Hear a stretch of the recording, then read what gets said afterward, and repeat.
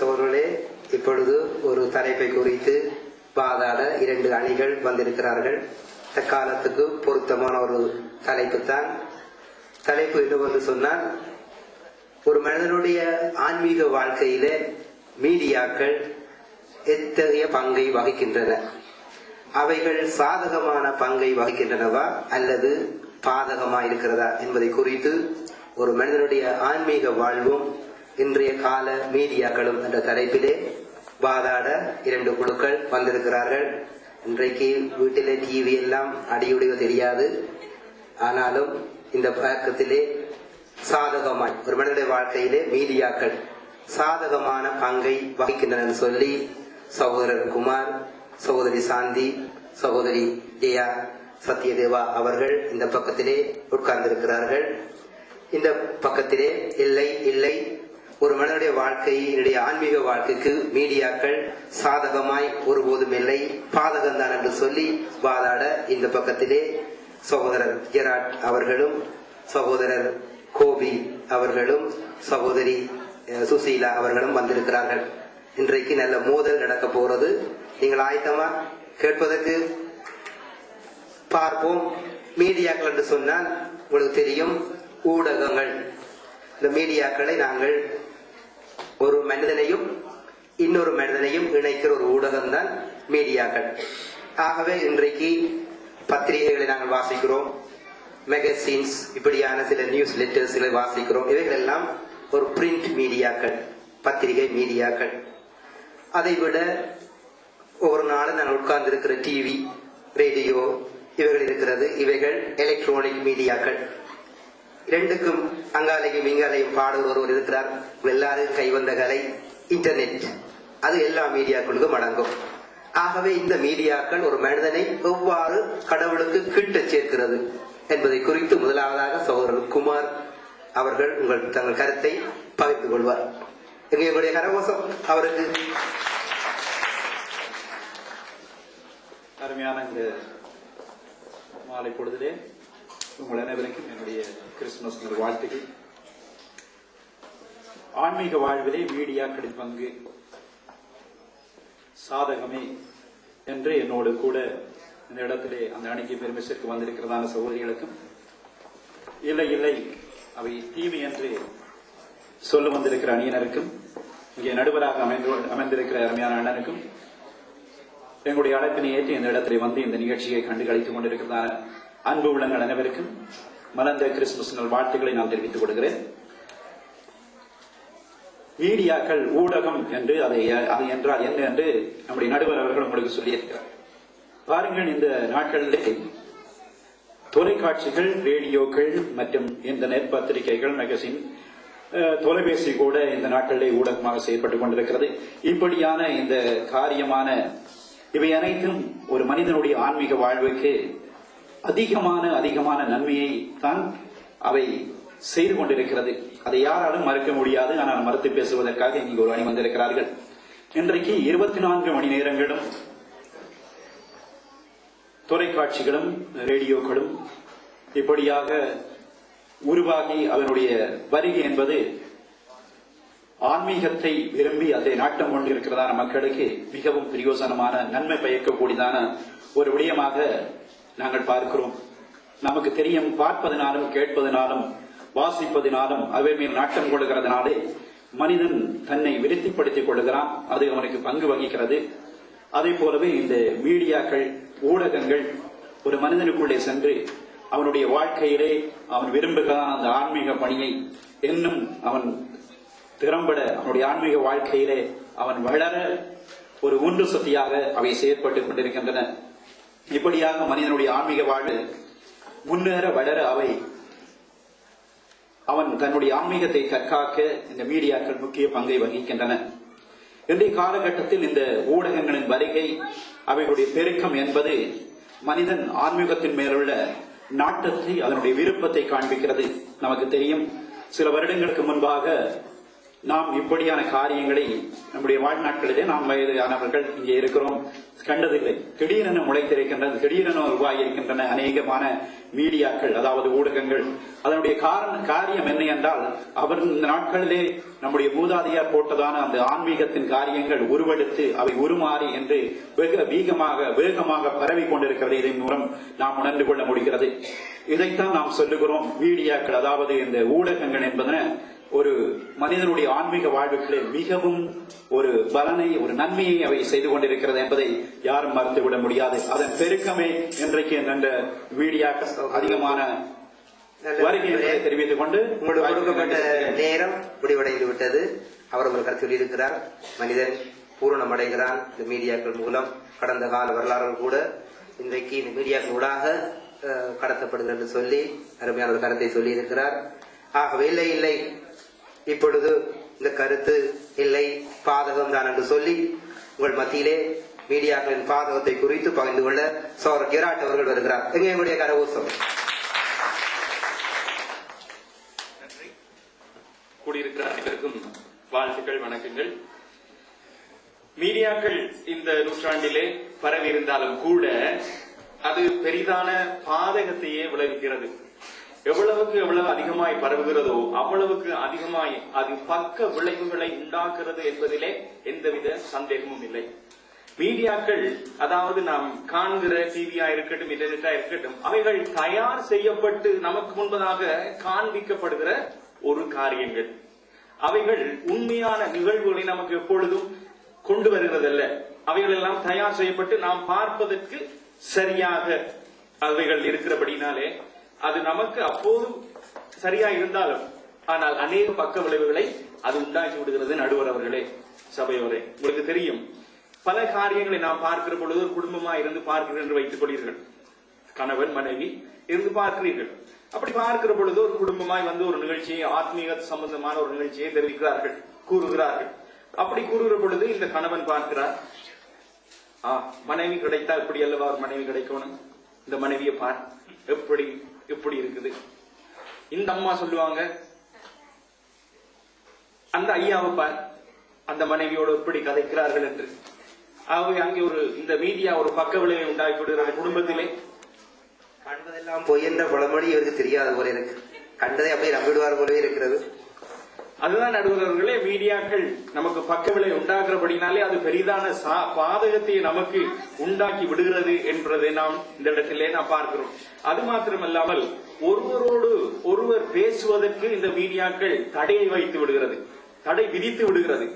பேசுறதற்கே நேரமில்லை. கணவன் மனைவியோடு கூட, பிள்ளைகள் பெற்றோரோடு கூட பேசுவதற்கு இந்த மீடியாக்கள் எப்பொழுதும் இடம் கொடுப்பது. நம்மை எப்பொழுதும் அந்த இன்டர்நெட்டுக்கு நேராக இருக்கட்டும், டிவிக்கு நேராக இருக்கட்டும், ஒலி சாதனங்களுக்கு நேராக இருக்கட்டும், அவைகளையே நாம் பார்த்து கொண்டிருக்க வேண்டும். ஆத்மீகம் என்ன சொல்கிறது?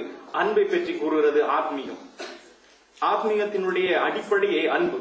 இயேசு கிறிஸ்து வந்தார், அன்பினாலே வந்தார். அன்பாகவே தேவன் இருக்கிறார் என்று நாம் மெசேஜை கூட கேட்டோம். ஆனால் குடும்பங்களிலே, உறவுகளிலே அன்பில்லாமல் போவதற்கு காரணம் இந்த மீடியாக்கள் ஒருவரோடு ஒருவர் அன்பு பகிர்ந்து கொள்ளக்கூடிய நேரங்களை திருடி விடுகிறது என்பதிலே எந்தவித சந்தேகமும் நமக்கு இல்லை, உங்களுக்கும் இல்லை, எனக்கும் இல்லை. ஆகவே இந்த மீடியாக்கள் நமக்கு தருகிறது எல்லாம் பாதகமான காரியங்களே நமக்கு தந்து விடுகிறது என்பதிலே சந்தேகமே இல்லை. அது மாத்திரமில்லாமல் நாம் பார்க்கிற பொழுது ஒரு வேதத்திலே ஒரு வசனம் இருக்கிறது, சபை கூடி வருகிறதை சிலர் விட்டு விடுவது போல நீங்கள் விட்டு விடாதீர்கள். ஆனால் இன்றைக்கு பார்க்கிறவர்கள் என்ன செய்கிறார்கள்? ஏன் இந்த சுனோக்கில நாம் சேர்ச்சுக்கு போக வேண்டும் அல்லது வழிபடுகிற கூட்டத்துக்கு போக வேண்டும்? வீட்டிலே 2 பாடலை பார்த்து, 2 பாடலை கேட்டு, ஒரு செய்தியை பார்த்து நாம் இருந்து விடலாமே என்று நமக்கு அதற்குள்ளே கட்டுப்பட்டு அப்படியே விடுகிறார்கள். நேரம் முடிவடைகிறது. அவரும் ஒரு சில அருமையான கருத்துக்களை சொல்லியிருந்தார். தோசை சுடுகிற பொழுது தயார் செய்யாமல் தோசை சுடுவீர்களா? ஒரு ஒளிபரப்பு செய்கிற பொழுது தயார் செய்யாமல் எப்படி ஒளிபரப்பு செய்ய முடியும்? ஆகவே நண்பதை கொஞ்சம் கருத்திலே கொள்ளுங்கள். கண்டதையெல்லாம் நம்பிவிடாதீர்கள். நீங்களும் தான் ஒரு அருமையான கருத்தை சொல்லியிருக்கிறார். எப்படி என்றால், இன்று இந்த மீடியாக்கள் அநேக ஓய்வு நேரங்களை திருடி விடுகின்றன. பிள்ளைகள் பெற்றோரோடு கதைக்க முடிவதில்லை, மனைவி கணவனோடு கதைக்க முடிவதில்லை. அப்படியாய் அவர்கள் சில வீடுகளில் போனால் என்ன நடக்கும் சொல்லுங்கள்? அப்படியாய் உறவுகள் இந்த மீடியாக்கள் திருடி விடுகின்றன. அநேகருடைய அனுபவமாக இது இருக்கிறது. ஆகவே நான் உறவுகளை பிரிக்கிற ஒரு காரியமாக இருக்கிறது சொல்லி இந்த நண்பர் அருமையாக கூறியிருந்தார். இல்லை இல்லை, அவருடைய கருத்து இல்லை, அது சாதகம் தான் என்று சொல்லி தங்களுடைய கருத்தை சமர்ப்பிக்க இப்பொழுது சகோதரி சாந்தி வருகிறார். அங்கே உங்களுடைய கரகோஷம்.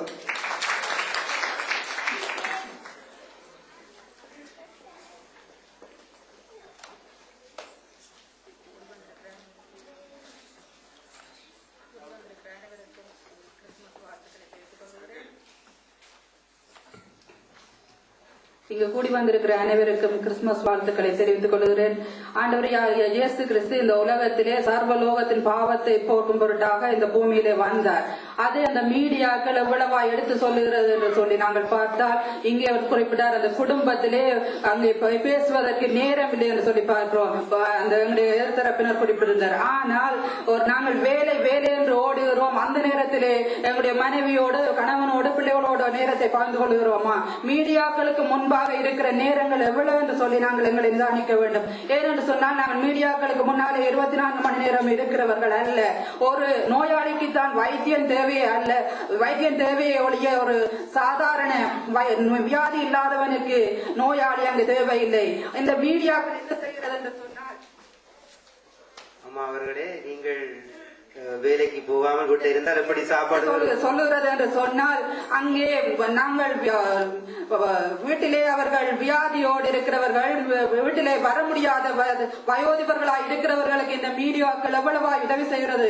அவர்கள் அந்த இடத்திலே இருந்தபடியே தேவனுடைய வார்த்தை கேட்கக்கூடியதா இருக்கிறது. இந்த உலகத்திலே எந்த மனிதனுக்கும் சோர்வுகள் வரலாம், தடுமாற்றங்கள் வரலாம், கவலைகள், துன்பங்கள், வேதனைகள் வரலாம். அந்த வேளையிலே தேவனுடைய வார்த்தை சந்திக்கிறது. திகையாதே, கலங்காதே, நான் உன்னுடனே இருக்கிறேன் என்று சொல்ற அந்த ஒரு வார்த்தை அந்த மனுஷனை உயிர்ப்பிக்கிறதா இருக்கிறது. இதற்கு இந்த மீடியாக்கள் ஒரு பெரிய காரியமா இருக்கிறது சொல்லி நாங்கள் பார்க்கிறோம். அது மாத்திரமல்ல, அந்த நாட்களிலே நோவா என்கிற ஒரு மனுஷன், அங்கே அந்த நாட்களிலே ஒரே பாசை இருந்ததாலே அந்த மனுஷனால் சொன்னார், அங்கே அழிவு வரப்போகிறது, அழிவுக்கு தப்பிக்கும்படியாக மனம் திரும்புங்கள் என்று சொல்லி.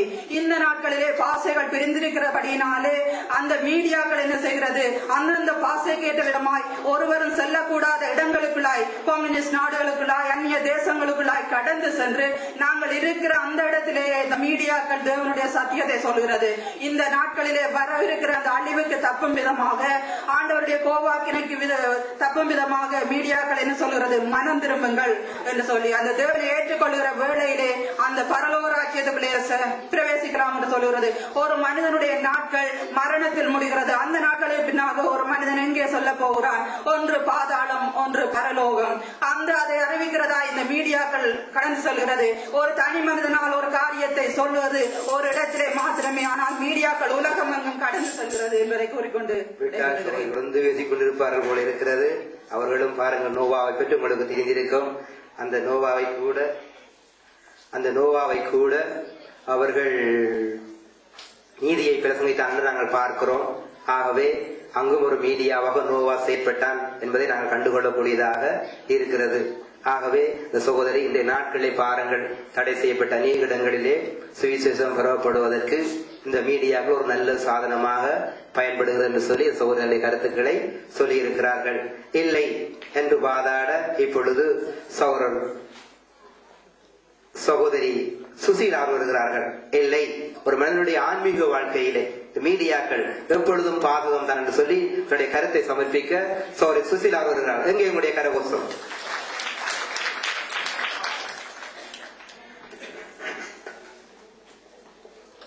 வந்திருக்கிற சபையோர் எல்லோருக்கும் உங்களுடைய கிறிஸ்துமஸ் வாழ்த்துக்கள்.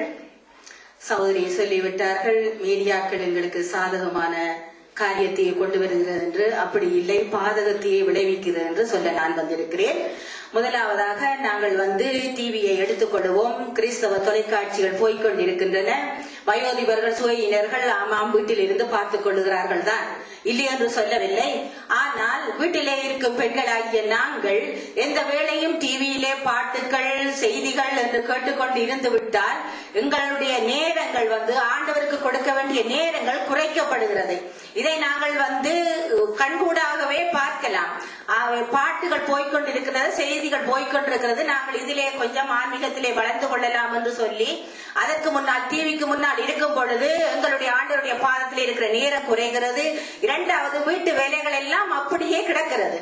வீட்டிலே தாய்மாருக்கும் பிள்ளைகளுக்கும் பெற்றோருக்கும் இடையில உள்ள உறவு குறைகிறது. எல்லோரும் டிவியை பார்த்து விட்டு இருந்து அந்தந்த புரோகிராம்கள் முடிய எழுப்பி போய்விடுவார்கள். அந்த நேரம் முடிய எழுப்பி போய்விடுவார்கள். அவர்களுக்கிடையே கதைகள் பேச்சுக்கள் இல்லை. அங்கு உறவு குறைகிறது. ஒரு சிறு பிள்ளையை நாங்கள் எடுத்துக்கொண்டால் அந்த பிள்ளை டிவியை பார்த்து கொண்டே இருக்கிறது.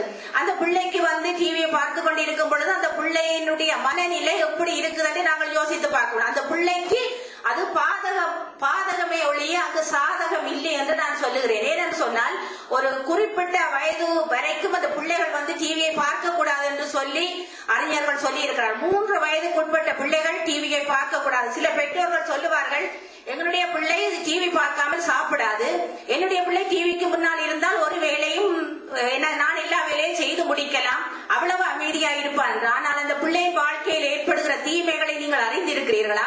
எவ்வளவு ஒரு பாதகத்தூடாக அந்த பிள்ளைகளை நாங்கள் வளர்த்து கொண்டு போகிறோம் என்று நாங்கள் யோசிக்க வேண்டும். முதலாவது.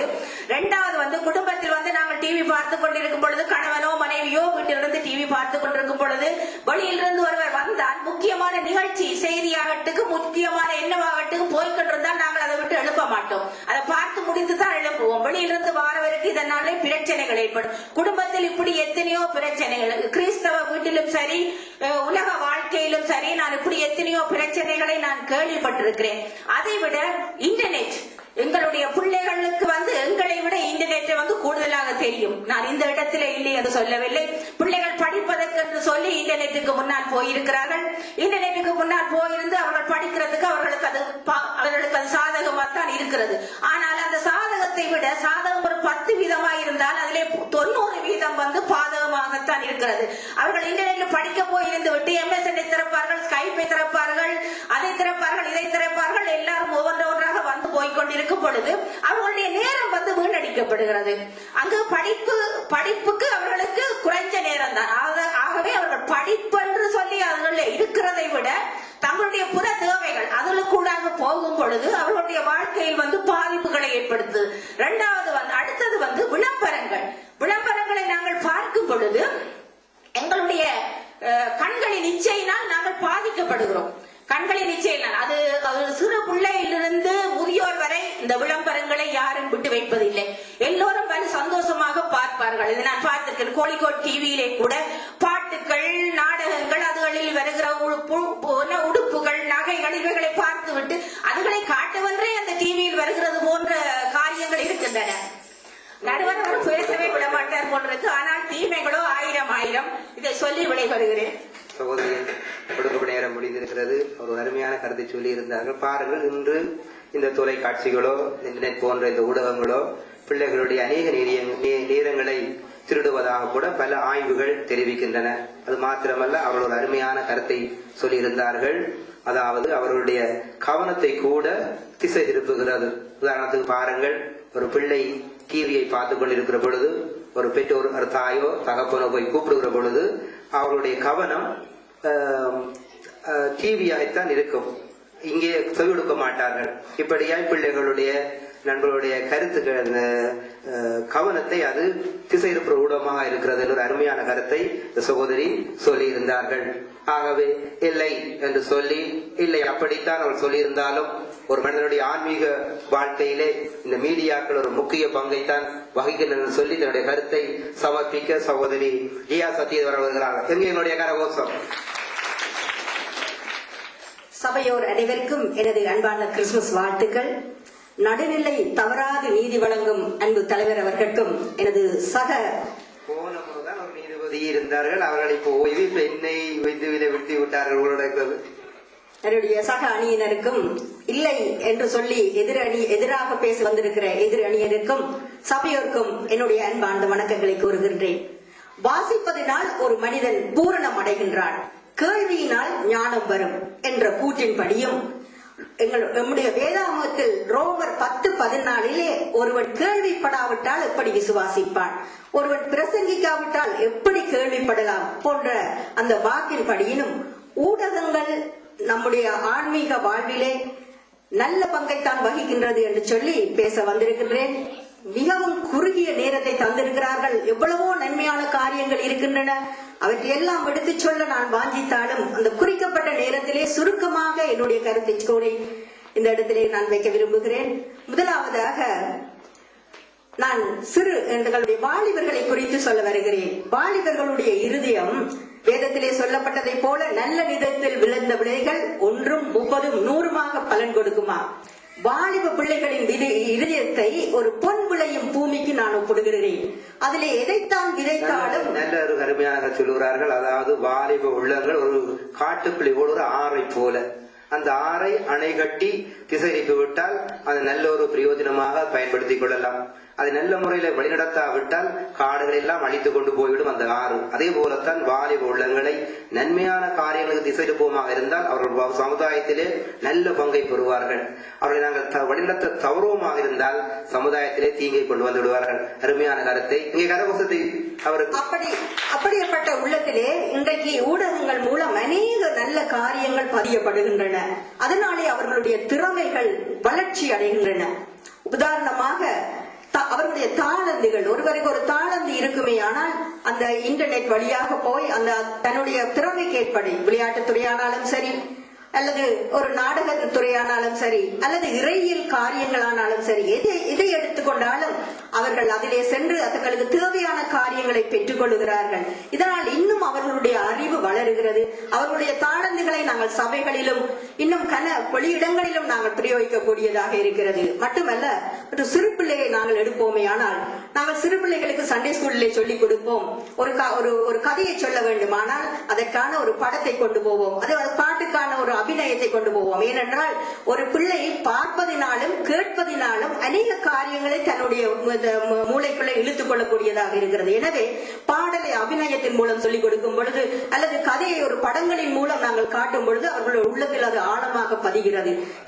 இதன்படி இந்த ஊடகங்கள் இன்றைய நாளிலே நாங்கள் பார்ப்போமே ஆனால் இன்டர்நெட்டில் ஆனாலும் சரி, அல்லது ஆன்மீக வாழ்விலே காணப்படும் தொலைக்காட்சிகளில் ஆனாலும் சரி, அநேக காரியங்கள் மூலம் பிள்ளைகள் நானும் அப்படி செய்ய வேண்டும், இன்னும் அதிகமாய் செய்ய வேண்டும் என்று சொல்லி பிரயாசப்படுகிறார்கள்.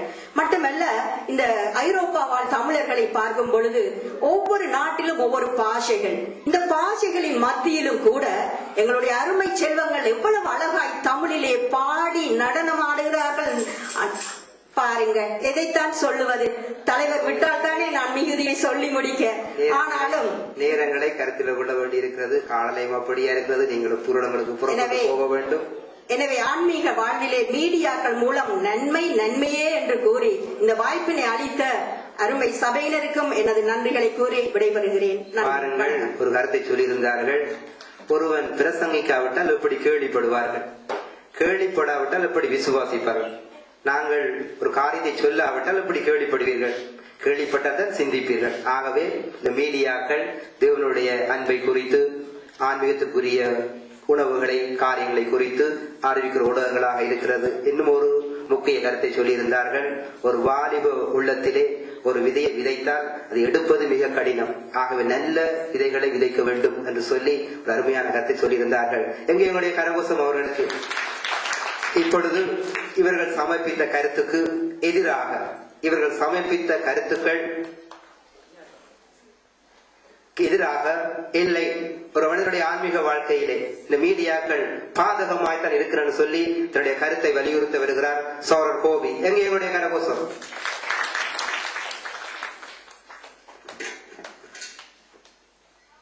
உங்கள் அனைவருக்கும் எனது கிறிஸ்துமஸ் நல்வாழ்த்துக்களை தெரிவித்துக் கொண்டு நடுவர் அவர்களுக்கும் சபையார் அனைவருக்கும் எனது வணக்கங்களை தெரிவித்துக் கொள்கிறேன். நடுவர் அவர்களே, நீங்க தீர்ப்பு சொல்றதுக்கு ஒரு சிம்பிளா ஒரு காரியம் சொல்றேன். நீங்க இதை வச்சுட்டே தீர்ப்பை கொடுத்துடலாம், உங்களுக்கு நான் கஷ்டத்தை வைக்க மாட்டேன். என்னன்னு கேட்டீங்கன்னா, மனுஷனை படைச்சது யாரு? கடவுள். எல்லாருக்கும் தெரியும் மனுஷனை படைச்சது கடவுள். உங்களுக்கு தெரியும், நீங்க வேதத்துல வாசிக்கிறீங்க, கடவுள் மனுஷனை படைக்கிறதுக்கு முன்னாடி வெளிச்சம் உண்டாக கடவுள் என்றால் வெளிச்சம் உண்டாயிட்டு வெளிச்சம் நல்லது என்று கண்டார். அதே போல ஆகாய பறவைகளை படைத்தார், அது நல்லது என்று கண்டார். ஜீவ விருட்சங்களை படைத்தார், அது நல்லது என்று கண்டார். எல்லாவற்றையும் படைத்த கடவுள் மனிதனையும் படைத்தார், அதுவும் நல்லது என்றார். மனிதனுக்கு சொன்னார், நீ இவற்றையெல்லாம் ஆண்டு பூமியில் பல்கி பெறு என்று சொன்னார். இவை எல்லாவற்றையும் நல்லது என்று கண்டு படைத்த கடவுளுக்கு இந்த ஊடகங்கள் நல்ல ஒரு காரியத்தை தான் செய்கின்றன என்று தெரிந்திருந்தால் ஏன் அவர் அந்த காலத்திலே அதை செய்து படைத்திருக்க மாட்டார்? அப்படி படைச்சிருந்தா நாங்கள் எப்படி பைபிள்ல வாசிச்சிருப்போம்? 6ஆம் நாளிலே மனிதனை படைத்தார், 7ஆம் நாளிலே தொலைபேசியை படைத்தார், 8ஆம் நாளிலே அதுக்கு ஒரு ஓட்டு சிம் கார்டை படைத்தார், அதை நல்லது என்று கண்டார், 9ஆம் நாளிலே இன்டர்நெட்டை கண்டுபிடித்தார். அப்படி அல்லவா இருந்திருக்கும். என்னத்துக்காக கடவுள் படைக்கல? என்ன கடவுளுக்கு தெரியும் மனுஷனுக்கு இதெல்லாம் படைச்சு விட்டா அவன் ஒரு காரியத்தை கறிந்து கொள்ளுங்கள். ஆண்டவர் ஆதாமையும் இதுவாடையும் படித்து நீங்கள் ஆண்டு விருத்தி செய்யுங்கள் சொன்னார். இதோ நான் அறிவை கொடுத்திருக்கிறேன், நீங்கள் புதிய கண்டுபிடிப்புகளை செய்து என்று சொல்லி அறிவை கொடுத்து விட்டார். அது பிற்காலத்திலே வந்த ஆண்டவரிடத்திலே எந்த பிழையும் இல்லை.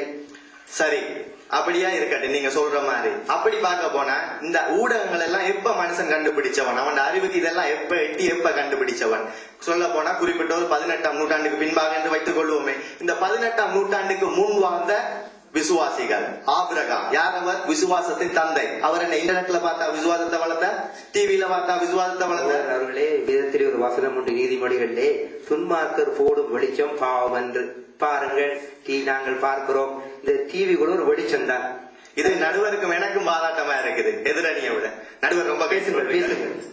அப்படி அதே போலதான் அந்த அப்போஸ்தலர்கள், ஏன் 16ஆம் நூற்றாண்டில் இறுதி கால பகுதியில் வாழ்ந்த மார்ட்டின் லூதர் கிங், அவர் உங்கள் எல்லாருக்கும் தெரியும், கிறிஸ்தவ சமுதாயத்திலே ஒரு புரட்சியை ஏற்படுத்தி ஒரு மாபெரும் மனிதர். எதை வச்சுக்கொண்டு பைபிளை செய்தார்? எதை வச்சுக்கொண்டு அவர் வளத்தை சாதித்தார்? தேவனுள்ள விசுவாசம் எதனாலே வரும்? தேவனுடைய வார்த்தையை கேட்பதனால. வார்த்தை எங்க இருக்கு? பைபிள்ல இருக்கு ஐயா. இன்டர்நெட்ல தேடணும், பைபிள்ல இருக்கு உங்களுக்கு வார்த்தை. தேவையான வார்த்தை கடல் போல ஆண்டவர் அள்ளி வீசுகிறார். படியுங்க, அதை படியுங்க. கண்ணால இன்னொன்று சொல்லிக் கொள்ள விரும்புறேன் நான் நடுவர் அவர்களே. ஒரு சின்ன என்னோட ஒரு கதை ஒன்று சொல்றேன். நான் ஒரு கிராமத்துல பிறந்தவன். அந்த கிராமத்துல இருந்து யுத்த காரணமாக இன்னொரு கிராமத்துல போய் அந்த கிராமத்துல வளர்ந்தவன். நான் சின்ன பையனாக இருக்கும் பொழுது அந்த கிராமத்தில் வாழ்ந்து வந்தேன். அங்க எங்களுக்கு அப்ப வசதி இருக்கவில்லை. ஏன்னா யுத்தத்துல எல்லா டைம்ல இருந்து நாங்கள் ஒன்றும் இல்லாமல் அந்த தேசத்துல இருந்தோம். அப்ப எங்க வீட்டு டிவி இல்ல, டெலிவிஷன் இல்ல, ரேடியோ இல்ல, ஒன்றுமே இல்ல. நாங்கள் எல்லாரும் அப்படியே இருந்த காலகட்டத்துல மாலை நேரம் வரும்பொழுது என்ன செய்வோம்? எல்லாரும் ஒன்று கூடுவோம். ஒன்று கூடி எங்களுடைய வீட்டினுடைய பிளாமரத்துக்கு முன்னாக ஒரு சாக்கை விரித்திருப்போம். என்னுடைய அம்மா எல்லாருக்கும் தேநீர் ஊட்டி கொண்டு வருவாள். அப்படியே அவர் கொண்டது எல்லாருக்கும் தேநீர் கொடுப்பா. இந்த கையில ஒரு சக்கரை கட்டி, இந்த கையில தேநீர், எல்லாரும் தேநீர் பிடிச்சு கொண்டு சக்கரை கட்டி சாப்பிட்டு கொண்டிருப்போம். அப்ப எங்க அத்தை முன்னுக்கு இருந்து எங்களுக்கு கதை சொல்லுவாங்க. சின்ன வயசுல இருக்க நீதி கதைகளை சொல்லுவாங்க. அந்த நீதிக்கு பின்னாடி வர்ற பொய் சொல்லக்கூடாது, களவெடுக்க கூடாது, கடவுள் அன்பு வைக்கணும், பிறரை மாற்றக்கூடாதுன்ற இந்த கதைகள் எல்லாம் எங்களுக்கு சொல்லி கொடுத்தாங்க. அவங்க அப்ப சொல்லி கொடுத்தது இப்போ 14 வருஷம் 15 வருஷம் கடந்திருந்தாலும் இன்றைக்கும் என்னோட மனதுல இருக்குது. அதை நினைச்சு நான் இப்பவும் சந்தோஷப்படுறேன். எங்களுக்குள்ள அப்போ ஒரு குடும்ப ஐக்கியம் நிறையவா இருந்தது. இப்படியாக என்னென்று சொன்னீங்கன்னா, எங்களுக்கு பொழுத கழிக்க டெலிவிஷனோ, இன்டர்நெட்டோ, ரேடியோவோ, தொலைபேசியோ எந்த ஒரு காரியங்களும் இருக்கவில்லை. குடும்பத்துக்குள்ள அப்படி ஒரு உறவு ஐக்கியம் இருந்துச்சு. அதனாலதான் சொல்றேன், இப்ப உள்ள பிள்ளைகளை பாத்தீங்கன்னு சொன்னா, யாரு எந்த பெற்றோரோட எந்த பிள்ளை உட்கார்ந்து கதைக்குது? பள்ளிக்கூடத்தால வரும், புத்தக தூக்கி எறியும், மேல ஓடும். விட மாட்டீங்களே, மேல ஓடும். ஆனாலும் அதனால சொல்லிக் கொண்டிருக்கேன், சிந்தியுங்கள், உங்களுக்கு சிந்தியுங்கள். உங்களுடைய நான் சொல்ல வர கருத்து இதுதான். ஆன்மீகத்துக்கு ஊடகத்தின் பங்களிப்பு என்றது தேவையில்லாத ஒரு விஷயம். ஆன்மீகத்தை வளர்க்கறதுக்கு எங்களுக்கு பைபிள் இருக்கு, ஆண்டவர் இருக்கார், அது போதும். மற்றது நீங்க சொல்ல போனா உங்களுக்கு பொழுதுபோக்கணும், வெட்டியா நேரத்தை கழிக்கணும்னா சொல்லுங்க, அதுக்கு நான் ஒத்துக்கொள்றேன். அப்படி தலைப்பை பார்த்துங்க, நான் சரியா சொல்லுவேன். எனக்கு வாய்ப்பளித்த ஆண்டவருக்கும் சபையானவருக்கும் நன்றியை கூறி எனது கருத்துக்களை முடித்துக் கொள்கிறேன். நண்பர்களே சொன்னார், உங்களுடைய கருத்திலே வேதம் இருக்கிறது, வேதத்தை படிக்கலாம் தானே என்று சொல்லி பாருங்கள். ஆண்டவர் சொல்லுகிறார், நீங்கள் போய் சகல சிருஷ்டிக்கும் ராஜ்யத்தை அறிவீங்கள் என்று சொல்லி. ஆகவே மனிதன் தான் கண்டுபிடித்த படைப்புகளூடாக ராஜ்யத்தை அறிவிப்பதற்கு ஊடகங்கள் சாதகமாக பயன்படுகின்றன. அது இல்லை என்று சொல்லி அவர் வாதாடி இருக்கிறார். இப்படியான காரியங்களும் உண்டு என்பதை நான் உங்கள் மத்தியிலே சமர்ப்பிக்க விரும்புகிறேன். ஆகவே இப்பொழுது இந்த பகுதியினர் இல்லை ஒரு மனிதனுடைய வாழ்க்கையிலே, ஆன்மீகத்திலே இந்த மீடியாக்கள் பாதகமாக என்று சொல்லி தங்களுடைய கருத்துக்களை சமர்ப்பித்தார்கள். இந்த பக்கத்தில் இருக்கிற இந்த குழுவினர்கள் சாதகம் என்று சொல்லி தங்களுடைய கருத்தை சமர்ப்பித்தார்கள். இப்பொழுது இவர்கள் சொன்ன கருத்துக்கு எதிரான கருத்துக்களை சமர்ப்பிக்க இப்பொழுது இந்த பகுதியிலே சகோதரர் குமார் அவர்கள் வருகிறார்கள். எங்களுடைய கரகோஷம். நிமிடங்கள் தான் கொடுக்கப்படும். அதற்குள் கருத்துக்களை தெளிவாக சுருக்கமாக பேசும்படியாக கேட்டுக்கொள்கிறேன். 2 நிமிடங்களுக்காக நன்றி. நாம் சிறுவனாக இருந்த போது என்று தொடங்கி ஒரு சிறுபையர் உங்கள் மத்தியில் ஒரு கருத்தை வைத்துவிட்டு போயிருக்கிறார். நல்லது. பாருங்கள், அவர் சொன்னார் நீதி கதை தன்னுடைய அத்தை சொன்னார்களா, அந்த நல்ல நீதி கதை சொன்னா அதைத்தான் நாங்க இப்ப சொல்றோம். மீடியாக்கள் அதுதான் உங்களுக்கு நமக்கு நல்லதை சொல்லி தருகின்றன. அந்த நாளிலே அத்தை அந்த நாட்களிலே அப்படி செய்தார்கள். இந்த நாள் அந்த அத்தையின் காலம் அல்ல, இது மாறுபட்ட காலம். 16ஆம் நூற்றாண்டு கதை ஒன்றை சொன்னார். இது நாம் அங்கே நிற்கிறோம். ஆண்டவருடைய வேத புத்தகத்திலே நமக்கு அருமையாக எழுதி தந்திருக்கிறார். தானியேலுடைய புத்தகத்திலே 12 நாளை நீங்கள் வாசிப்பார்கள். கடைசி நாட்களிலே அறிவு பெருகி போகும். அந்த அறிவு பெருக்கத்தை இந்த நாளிலே தேவன் தனக்காக பயன்படுத்துகிறார். ஆண்டவராக தெய்வம் சொல்லி இருக்கிறார், உங்கள் மத்தியிலே திறந்த வாசலை வைக்கிறேன் என்று. அதைத்தான் நாம் சொல்லுகிறோம், திறந்த வாசல் இந்த மீடியா. நாம் அதை பயன்படுத்திக் கொள்ள வேண்டும். நாம் பெற்ற இன்பம் பெருக இவ்வையகம் என்று சொல்லப்பட்டிருக்கிறது. எப்படி அறிவிக்கப்படாவிட்டால், எப்படி சொல்லப்படாவிட்டால் எப்படி ஒருவன் தெரிந்து கொள்வான்? அதை சொல்லுகிறதற்காக மீடியாக்கள் இன்றைக்கு உருவாகி இருக்கிறது. நான் முதலிலே சொன்னேன், முன்பு போல அல்ல. முன்பு ஒரு மிஷனரி தன்னுடைய பிரயாணத்தை கப்பல் மூலமாக நடந்து இப்படியாக பல பிரச்சனைகளை கஷ்டப்பட்டு, பவுல் கூட சொல்லியிருக்க, நான் கப்பல் சேதத்தில் அடிந்தேன், அடிபட்டேன், உதைப்பட்டேன், வெறிப்பட்டேன். எதற்காக? தேவனுடைய இந்த ஆன்மீகத்தை மனிதனுக்குள்ளே கொண்டு வர வேண்டும், அதை வளர்க்க வேண்டும் என்பதற்காக அவர் அத்தனை துன்பங்களை அனுபவித்தார். ஆனால் இந்த நாட்களிலே அப்படி ஒரு மிஷனரி அனுபவிக்க தேவையில்லை. காரணம் என்ன? மீடியாக்கள் பெரிய இருக்கின்றன. இந்த நாட்களில் மீடியா மூலமாக நாம் அதைத்தான் சொல்லுகிறோம். தேசத்துக்களை எந்த தேசத்துக்கிடையே போக முடியாது. இஸ்லாமிய நாடுகளாகட்டும், கம்யூனிஸ்டிய நாடுகளாகட்டும், அங்கே தேவனுடைய இந்த உன்னதமான இந்த பணியை திறந்த வாசலை உங்களிடத்தில் வைக்கிறேன், நீங்கள் பெற்ற இந்த அன்பை மற்றவர்களுக்கு சொல்லுங்கள் என்று சொன்ன இந்த காரியத்தை நாம் இலகுவாக சொல்லிவிடலாம். அதற்கு ஏங்கி தவித்துக் கொண்டிருக்கின்ற உள்ளங்கள் இந்த எத்தனை கோடி கோடியாய் நன்றி சொல்லிக் கொண்டிருக்கிறார்கள் இந்த மீடியாவுக்கு. இது எங்கே தெரிய போகிறது என்னுடைய எதிரணியினருக்கு? எனவே மீடியா தேவனுடைய ஜனத்துக்கு, அவருடைய ஆன்மீக வாழ்வுக்கு பெரிதும் பங்கு வழங்குகிறது என்பதை சொல்லி இந்த முடியுது ஐயா. நல்லது, உங்களுக்கு விளங்கி இருக்குமான்னு நினைக்கிறேன். நன்றி. எங்களுடைய கரகோஷம். பாருங்கள், ஒரு காரியத்தை உங்களுக்கு சொல்லாவிட்டால் எப்படி கேள்விப்படுவீர்கள்? கேள்விப்பட்டால் அதை நீங்கள் சிந்திக்க முடியும், செயற்பட முடியும். ஆகவே மீடியாக்கள் சொல்லாவிட்டால் எந்த ஒரு காரியத்தை நாங்கள் அறிந்து கொள்ள முடியாது என்று சுருக்கமாக தன்னுடைய இறுதி கருத்தை அவர் சமர்ப்பித்திருக்கிறார். இவர்களுக்கு எதிராக இல்லை இல்லை இல்லை நாங்களிடம் கருத்து உண்டு என்று சொல்லி இப்பொழுது எதிர்த்தரப்பு சகோதரர் யுவராஜ் அவர்கள் உங்கள் வருகிறார். எங்கே அவருடைய கரகோஷம்? நான் பார்த்தது போல மீடியாக்கள் எப்பொழுதும் நமக்கு பாதகத்தையே, தீமையே நமக்கு விளைவிக்கிறது. காரணம் என்னவென்று சொன்னால், பார்க்கிறோம் மீடியா, அதாவது நம்முடைய ஆத்மீக வாழ்விலே நமக்கு உதவி செய்ய வேண்டும் என்று சொன்னால், அல்லது நமக்கு சாதகம் வைக்க வேண்டும் என்று சொன்னால், அது கடவுளை போல, கடவுளுடைய பக்தனாய், தெய்வத்தினுடைய ஒரு சீடனாய் நம்மை மாற்ற வேண்டும்.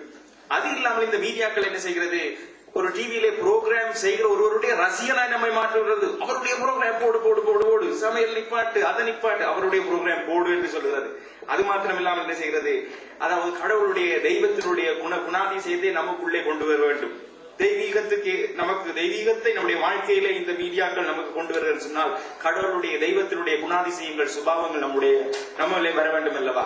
அது மாற்றுவதற்கு பதிலாக நம்ம என்ன உண்டாகிறது? அதிலே வருவருடைய ஸ்டைல். ஒரு தாய் பார்த்து மாநிலத்தில் கேட்கிற, உங்க அப்பாக்கும் இந்த நடை இல்லையடா, எனக்கும் இந்த நடை இல்லையடா, என்னுடைய ஃபேமிலியிலே இந்த நடை இல்லை, உனக்கு எப்படி நான் வந்தது? அம்மா அங்க பார்த்தன், அப்படி அவர் செய்தார் என்று சொல்கிறார். மீடியாக்கள் நம்முடைய மனித வாழ்க்கையிலே பெருவிதமான பாதகத்தை அது விளைவித்து விடுகிறது என்று பார்க்கிறோம். அது மாத்திரம் இல்லாமல் உடற்பயிற்சியே பிள்ளைகளுக்கு இல்லை, நமக்கும் இல்லை. அப்படியே முன்பதாக இருக்க வேண்டியது. மவுச குடிக்கிறதுனாலே நமக்கு இந்த இடத்திலே நமக்கு நோய் உண்டாகிறது, அப்படியே இருக்கிறதுனாலே வீடுப்பிலே நோய் உண்டாகிறது. ஆகவே நமக்கு எப்பொழுதும் அது பாதகத்தை இந்த மீடியாக்கள் நமக்கு வைத்து விடுகிறது என்று பார்க்கிறோம். அது மாத்திரம் இல்லாமல் காலத்தை நமக்கு அது பிரயோஜனம் இல்லாமல் ஆக்கி விடுகிறது. அது மாத்திரமா என்ன சொல்கிறது? நம்மை அடிமையாக்கி விடுகிறது. இந்த ப்ரோக்ராம் பார்க்காம நமக்கு நித்திர வராது, இந்த ப்ரோக்ராம் பார்க்காம நம்ம வெளியில போக முடியாது. ஏன்? ஒரு அடிமைத்தனத்துக்குள்ளாய் கொண்டு போய் விடுகிறது. வேதம் சொல்லுகிற, ஒருவன் எதினாலே ஜெயிக்கப்பட்டிருக்கிறானோ அவன் அதற்கு அடிமையா இருக்கிறான். இந்த ப்ரோக்ராம நம்மளால பார்க்க முடியலன்னு சொன்னால் இந்த ப்ரோக்ராமுக்கு நீங்க அடிமை. அப்ப அதனாலேதான் இந்த மீடியாக்கள் நம்மை அடிமைகளாய் ஒரு கட்டுக்குள்ளே நம்மை கொண்டு வந்து விடுகிறது என்று நாம் பார்க்கிறோம். அது மாத்திரம் இல்லாமல் என்ன நடக்கிறது? இயேசுநாதர் இருந்த காலத்திலும் தெய்வீகம், ஆத்மீகம் பரவிட்டு, மீடியாக்கள் அப்பொழுது இல்லை. அதன் பின்பதாய் பார்க்கிற பொழுதும் ஆத்மீகம் பரவிட்டு. ஏன்? அவர்களே மீடியாக்களா இருந்தார்கள். நடுவரவர்களே, இயேசுநாதர் மீடியாவா இருந்தார். தன்னை பார்க்கிற குடும்பத்திற்கு, சுற்றி உள்ளவருக்கு இயேசுநாதர் மீடியாவா இருந்தார். அவரை பின்பற்றின சீடர்கள், அதாவது தெய்வத்துவத்தை வெளிப்படுத்தினவர்கள் என்ன செய்தார்கள்? தாங்களே முன்மாதிரியா இருந்தார்கள். தாங்களே ஆன்மீகத்திற்கு ஒரு மீடியா அமைந்தார்கள். ஆகவே மீடியாக்கள் நமக்கு இப்பொழுது அநேகமான பாதகத்தை விளைவிக்கிறது. ஆனால் நாம் மீடியாவாய் இருக்கிற பொழுது நமக்கு அது மற்றவர்களுக்கு சாதகத்தை செய்து விடுகிறது என்று நாம் பார்க்கிறோம். ஆகவே மீடியாக்கள் இப்பொழுது இருக்கிற மீடியாக்கள் அனைத்தும் நம்முடைய ஆத்மீக வாழ்வுக்கு அது பாதகத்தை உண்டாக்குறது என்று இந்த நேரத்தை தந்த உங்கள் அனைவருக்கும் நன்றி கூறி விடைபெறுகிறேன். நன்றி.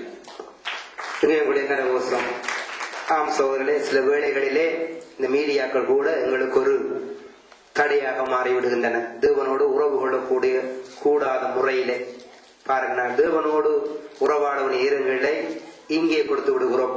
அது நமக்கு ஒரு தடையாக அல்லது ஒரு தேவனிடமிருந்து நம்மை அந்நியப்படுத்துகிற காரியமாக கூட அவைகள் மாறிவிடுகின்றன. ஒரு அருமையான கருத்தை சொன்னார் பவுல். எழுதுகிறார், நாங்கள் எழுதப்படாத நிரூபங்கள் என்று.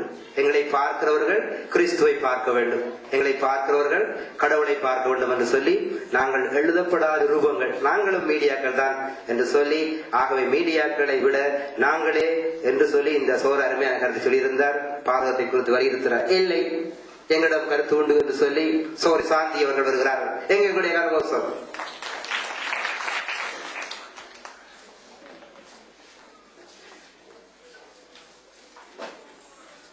எதிர்த்தரப்பு சோர கூறியிருந்தார், நாங்களே அந்த மீடியாக்கள் என்று சொல்லி. அப்படியானால் அவரை இந்த அசன் பகுதியில் இருக்கிறவர்கள் மாத்திரம்தான் பார்த்து அறிந்து கொள்ள முடியும். ஆனால் இந்த மீடியாக்கள் என்ன சொல்கிறது, உலகமங்கலம் அங்கே எந்த மூலை முடுக்க என்று சொல்லி இல்லாதபடி அங்கே விவசாய பார்க்கிறோம். 62வது அதிகாரம் 6வது வார்த்தையிலே, ஒரு காலம் மௌனமாயிராத ஜாமக்காரரை கட்டளையிட்டேன் என்று சொல்லி 24 மணி நேரங்களில் நான் நினைத்த நேரத்திலே அந்த மீடியாவை நான் பார்க்கக்கூடியதா இருக்கிறது. தேவனுடைய வார்த்தையை நான் அந்த நேரத்திலே கேட்கக்கூடியதா இருக்கிறது. என்னுடைய வேலைகளின் மத்தியிலே நான் அலுவலாக இருக்கிற நேரத்திலே அதை நிப்பாட்டி விட்டு நான் ஓய்வாக இருக்கிற வேளையிலே அந்த மீடியாவை பார்த்து அந்த தேவனுடைய வார்த்தையை கேட்கக்கூடியது இருக்கு. அது மாத்திரமல்ல, இந்த இன்டர்நெட்டினூடாக பிள்ளைகள் எத்தனையோ காரியங்களை கற்றுக்கொள்கிறார்கள், நேரங்களை மிச்சப்படுத்திக் கொள்ளுகிறார்கள் என்று சொல்லி நாங்கள் பார்த்தோம். அந்த இன்டர்நெட்டினூடாக பிள்ளைகள் கற்றுக்கொள்ளக்கூடிய காரியங்கள் அநேகம் இருக்கு. இந்த பூமியிலே பார்க்கிறோம், அலரி மரமும் இருக்கிறது, ஆப்பிள் மரமும் இருக்கிறது. எங்களுக்கு தெரிகிறது அலரியின் காயை சாப்பிட்டா செத்து போவோம் என்று சொல்லி. அதை தெரிந்த எங்களுக்கு இந்த இன்டர்நெட்டில் உள்ள நல்ல காரியங்கள் தெரிவதில்லை, இந்த மீடியாக்களில் உள்ள நல்ல காரியங்கள் தெரிவதில்லை. ஏன்? நாங்கள் அந்த நல்லதை நாங்கள் நோக்க வேண்டியவர்களாக இருக்கிறோம். அந்த நல்லதை நாங்கள் நோக்குகிற வேளையிலே தேவனுடைய சத்தியம் உங்களுக்குள்ளே கடந்து வருகிறது சொல்லி பார்க்கிறோம். எங்களுடைய நேரங்கள் மீதப்படுத்தப்பட்டிருக்கிறது. நாங்கள் இந்த கடைசி மணித்துளியிலே வாழ்ந்து கொண்டிருக்கிறோம். தேவனுடைய வருகை சீக்கிரமாக இருக்கிறது. இந்த வேளையிலே நாங்களே மீடியாக்களாக இருப்பது என்று சொல்றது முடியாத காரியம். அது ஒரு குறிப்பிட்ட ஜனத்தை தான் செய்திருக்க முடியுமே ஒழிய இந்த மீடியாக்கள் செய்கிற வேலையை எங்களாலே செய்ய முடியாது. ஏன் என்று சொன்னால் அவை கடந்து செல்கின்றன என்று சொல்லி பார்க்கிறோம். உதாரணமாய் ஒரு டெலிபோனை பார்த்தால் இந்த நாளிலே யோசித்துக் கொள்ளுங்கள், இந்த ஆராதனை ஒழுங்கு செய்வதற்கு ஒரு டெலிபோன் இல்லை என்று சொன்னால் அந்த நேரத்துக்கு அந்த ஆராதனையை நடத்தி இருக்க முடியாது. ஒவ்வொருவரை கூப்பிடுவதற்கு அலைந்து ஓடி திரிந்திருக்க வேண்டியதாக இருந்திருக்கும். ஆகவே மீடியாக்கள் எங்களுடைய வாழ்க்கையிலே நன்மையை பெறுகிறது என்று கூறிக்கொள்கிறேன். ஆம் சோழர்களே, சோழர்கள் அருமையான கட்டு சொல்லியிருந்தார்கள். நமக்கு ஒரு குறிப்பிட்ட விதம் நாங்கள் இங்கே இந்த கிறிஸ்துவ நிகழ்ச்சியை பார்த்து கொண்டிருக்கிறோம். இப்பொழுது கூட சோழர்கள் மீடியாக்கள் ஊடாக இந்த உலகம் முழுக்க பார்த்து கொண்டிருக்கிறார்கள். ஆகவே ஒரு நேரத்திலே நிறைய பேர் பார்க்கக்கூடிய வகையிலே மீடியாக்கள் உதவி செய்கின்றன என்று சொல்லி அருமையான கருத்தை சொல்லியிருந்தார்கள். இல்லை இல்லை என்று சொல்லி இதோ பாதாட வருகிறார்கள் சோரி சுசீலா அவர்கள். எங்க எங்களுடைய கரகோஷம்.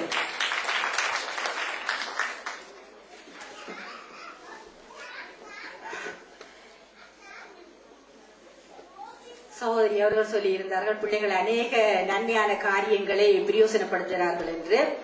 ஆமாம், உண்மைதான். ஆனால் சகோதரிக்கு அனுபவம் குறைவு போல இருக்கிறது. நாங்கள் பிள்ளைகளோடு இருக்கிற எங்களுக்குத்தான் தெரியும். வீட்டிலே அது ஒரு பெரிய சாத்தானை வீட்டுக்குள்ள வைத்துக் கொண்டு நாங்கள் இருக்கிறது போல எந்த நேரமும் அதை கட்டி காக்க வேண்டியதா இருக்கிறது. அதுக்கு நாங்கள் இன்டர்நெட்ல பிள்ளைகள் படிக்க இருந்தால் ஓகே. ஆனால் வாழ்விலே ஒவ்வொரு பிள்ளைகளை வைத்திருக்கிறவர்களுடைய குடும்ப வாழ்வில் இன்டர்நெட் ஒரு தீமையான காரியம் என்று நான் அந்த இடத்தில் அடித்து சொல்லுவேன். ஏனென்று சொன்னால் இன்டர்நெட் இல்லாத காலங்களில், கம்ப்யூட்டர் இல்லாத காலங்களில் நாங்களும் படித்து வளர்ந்த நாங்கள் தான். நாங்கள் இவர்களை போல படித்து பெரிய மேதைகள் ஆகவில்லை என்றாலும் எங்களுடைய ஓய்வு நேரங்களில் எவ்வளவு வீட்டு வேலைகள், எவ்வளவு கை வேலைகளை நாங்கள் பழகி இருக்கிறோம், வீட்டு காரியங்களை எவ்வளவு செய்து பார்த்திருக்கிறோம், எவ்வளவு முக்கியமான ஒரு பிரயோஜனமான கதை புத்தகங்களை வாசித்து நாங்கள் எங்களுடைய அறிவுகளை பெருக்கி இருக்கிறோம். எங்களுடைய தரப்பின் சோதரன் கோபி சொன்னது போல அந்த சின்ன பிள்ளையில் அவருடைய கேட்ட அந்த நீதி கதைகள் அவருக்கு எவ்வளவு பிரயோஜனமா இருந்திருக்கிறது. அதே போலத்தான் இன்றைய நாளிலும் என்னுடைய தகப்பனார் அவர் சொல்லும் பொழுதுதான் நான் அதை நினைவுபடுத்தினேன். என்னுடைய தகப்பனார் சொல்லிய கதைகள் இன்று வரையும் எனக்கு ஞாபகம் இருக்கு. ஆனால் இந்த வரையிலும் டிவியிலயோ இன்டர்நெட்லயோ பார்த்த எந்த காரியமும் என்னுடைய சிந்தனைக்கு அது பதியவே இல்லை. ஏன்னு சொன்னால் அநேக காரியங்களை நாங்கள் பார்க்கிறோம், அவற்றை எல்லாம் நாங்கள் எடுத்துக்கொள்ள முடியாது. ஆகவே எங்களுடைய வார்த்தை மட்டும் ஒன்றுதான், இந்த வார்த்தை மட்டுமே எங்களை சுத்தப்படுத்துகிறது என்று சொல்லி நான் இந்த மீடியாக்கள் தீமையான காரியத்தை எங்களுக்கு வைக்கிறது என்று சொல்லி விடைபெறுகிறேன். பாருங்கள், நான் கூட ஆரம்பத்தில் ஒரு சம்பாஷணையின் போது ஒருவர் நெட்டு என்று பாவித்தார். நானே இந்த வாலிபால் அடிக்கைகளை கட்ட நெட்டாக கொண்டு பார்த்தால் பிறகுதான் இன்டர்நெட் என்று வந்தது. சிலந்தி மாதிரி பாருங்கள், சிலந்தி ஒரு நெட்டை பின்னி போட்டு எங்கேயோ ஒரு மூலையில காத்து கொண்டிருக்கும், எந்த பூச்சி வருது போய் அப்படியே பிடிக்கலாம் என்று. அது மாதிரி உலகம் முழுக்க பரவிருக்கிற ஒரு நெட்டு தான் இன்டர்நெட். யார் அதற்குள்ளே விழுவார்கள், யாரை அப்படியே பிடிக்கலாம் என்று இந்த இன்டர்நெட் காத்துக் கொண்டிருக்கிறது. நீதிபதி ஒரு வசனம் ஒன்று இருக்கிறது, ஒருவன் தன்னுடைய மடியிலே நெருப்பை கட்டிக்கொண்டு வேகாமல் நடப்பானோ என்று சொல்லி, வீட்டுக்குள்ளே டிவியையும் இன்டர்நெட்டையும் வைத்துக் கொண்டு நாங்கள் எப்படி வாழ்வது என்று சொல்லி இந்த சகோதரி தன்னுடைய ஆதங்கத்தை வெளிப்படுத்தி இருந்தார்கள். பாருங்கள், தீமையைத்தான் கொடுங்கள் சொல்லி எங்கே இல்லை என்று சொல்லி எதிர்த்து வாதாட வருகிறார்கள். சகோதரி ஜியா சத்யதேவன் எங்களுடைய அரவோசம். தம்பி கோபி அவர்களே, ஆபிரகாமை எப்படி விசுவாசத்திலே வளர்ந்தார் என்று சொல்லி மிக அழகாக சொன்னார். அது அநாதி காலத்திலே இருந்த ஆபிரகாம். இப்பொழுது நாங்கள் இருக்கிற காலம் கிருபையின் காலம். இந்த நாளிலே நாங்கள் இரட்சகராம் இயேசு கிறிஸ்து பிறந்த நாளை கொண்டாடி கொண்டிருக்கின்றோம். வெகு சீக்கிரத்திலே அவர் பரத்துக்கு ஏறினவர், இதோ போட்டால் திரும்ப நான் வருவேன் என்று சொல்லி அவருடைய வருகையை நாங்கள் எதிர்பார்த்து கொண்டிருக்கிற காலத்திலே இருக்கிறோம். அது மாத்திரமல்ல, இந்த நாட்களிலே அறிவு பெருகி போயிடும். ஏன் ஆண்டவரே அந்த நாளிலே சொல்லி வைத்தார், கடைசி நாளிலே இந்த சாட்சிகள் 2 பேரை இந்த உலகம் முழுவதும் காணும் என்று சொல்லி. எப்படி காண முடியும்? அந்த எங்கேயோ ஒரு இடத்திலே பெத்லகேமிலே இயேசு பிறந்ததை நாங்கள் காணவில்லை. மற்ற உலகத்தவர்கள் அந்த நாளிலே காணவில்லை. சாஸ்திரிகள் தேடி போய் பார்த்தார்கள். ஆனால் 2 சாட்சிகள் கடைசி நாளிலே மரிக்கிற செய்தியை இந்த உலகம் முழுவதிலும் உள்ளவர்கள் பார்க்க போகிறார்கள். எப்படி பார்க்க முடியும்? இன்டர்நெட் மூலம். உங்களுக்கு ஒரு விஷயத்தை நான் கூற விரும்புகிறேன். இந்த நாட்களிலே ஒளிவ மலையிலே 4 பக்கங்களிலும் கேமராக்களை பூட்டி வைத்திருக்கிறார்கள், வெப் கேமராக்களை. ஏன் தெரியுமா? ஆண்டவராகிய இயேசு கிறிஸ்து மீண்டும் வரப்போகின்றார். வரும் பொழுது அந்த ஒளிவ மலையிலே ஒரு வெடிப்பு உண்டாக போகிறது.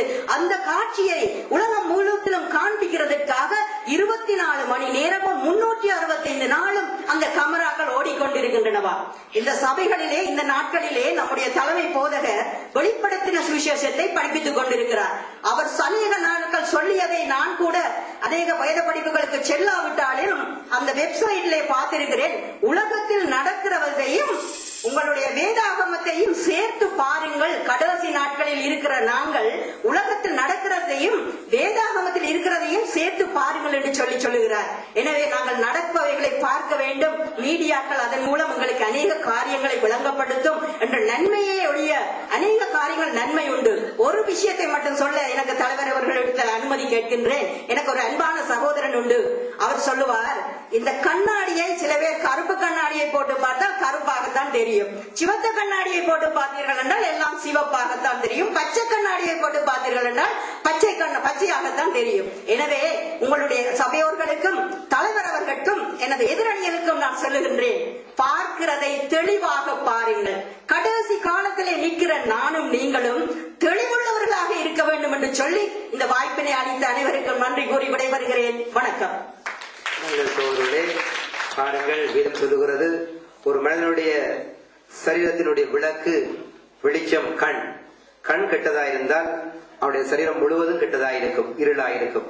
ஆகவே நாங்கள் நல்லவற்றை பார்த்தால் நம்முடைய வாழ்க்கை பிரகாசிக்கும், கெட்டவைகளை தீயவைகளை பார்த்தால் நம்முடைய வாழ்க்கை இருண்டு போகும் என்று சொல்லி அருமையான கருத்தை அவர்கள் சொல்லியிருந்தார். அது மாத்திரமல்ல, பாருங்கள், வெளிப்படுத்தல் அந்த புத்தகத்திலே கடைசியாக 2 சாட்சிகள் வருவார்கள். அந்த சாட்சிகள் தேவனுக்கு என்று இரத்த சாட்சியாய் மரிப்பார்கள். அதை உலகம் முழுக்க பார்க்கும். எப்படி இஸ்ரவேலில் நடக்கிறதை உலகம் முழுக்க பார்க்கும். அது ஏதோ ஒரு மீடியாவோடாக பரவப்படும் சொல்லி அருமையான கருத்தை சொல்லி அழகியமுடைய கரகோஷம்.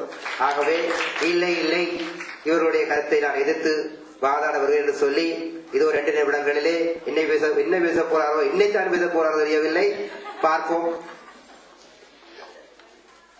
மறுபடியும் என்னுடைய வணக்கங்களை தெரிவித்துக் கொள்கிறேன். அண்டி ஜெயாண்டி, நீங்க சொன்னீங்க, என்ன சொன்னீங்க, பாக்குறத கடந்த காலத்துல தெளிவா பாக்க வேண்டும். இந்த காலத்துலயும் பசங்க பாக்குறாங்க. எப்படி பாக்குறாங்க? எப்படிதான் ஒரு பையன் டிவியில பிரசங்கம் பாக்குறான், பாஸ்டர் பிரசங்கம் பார்த்து முடிஞ்சோடனே ஓடி வாரான். வந்து பாஸ்டர் சொல்றான், பாஸ்டர் நீங்க நேர பேசுறத விட டிவியில பேசும்போது ரொம்ப நல்லதா இருக்கு பாஸ்டர். பாஸ்டர் சந்தோஷப்பட்டு, அப்படியாப்பா ஏன் பாஸ் சொல்ற அப்படின்னு அவன், இல்ல டிவில என்ன ஓபன் பண்ணிட்டு போயிடலாம் அதான் சொல்றேன் அப்படின்னு சொல்லி சொன்னேன். அப்படி இருக்கானுங்க பசங்கள்லாம். அதை விட இன்னொன்று சொன்னீங்க, வாலிபர்கள் எல்லாம் என்னது அருவி, அவர்களை அணை மாதிரி திருப்பி உள்ளான்னு சொல்லி. இந்த காலத்துல வாலிபர் அருவி மாதிரி இருக்காங்க, சுனாமி மாதிரி எல்லாம் இருக்கிறாங்க. அது சரி, உங்களுக்கு ஒன்று சொல்றேன். இன்னைக்கு நீங்க சேட்டலைட் சேனல்ஸ் எல்லாம் எடுத்து பாப்பீங்கன்னு சொன்னா, எல்லா டோட்டல் சேனல்ஸ் பாத்தீங்கன்னா குத்து மதிப்பா ஒரு 500 ப்ரோக்ராம் இருக்கு. 500 சேனல்ஸ் வருதா? அதுல எத்தனை கிறிஸ்தவ சேனல் வருது? ஒரு 5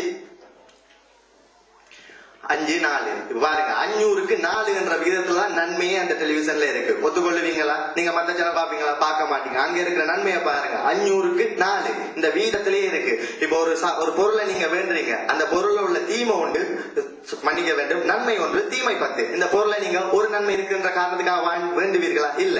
எந்த கேட்டகரிக்குள்ள அடக்குவீங்க?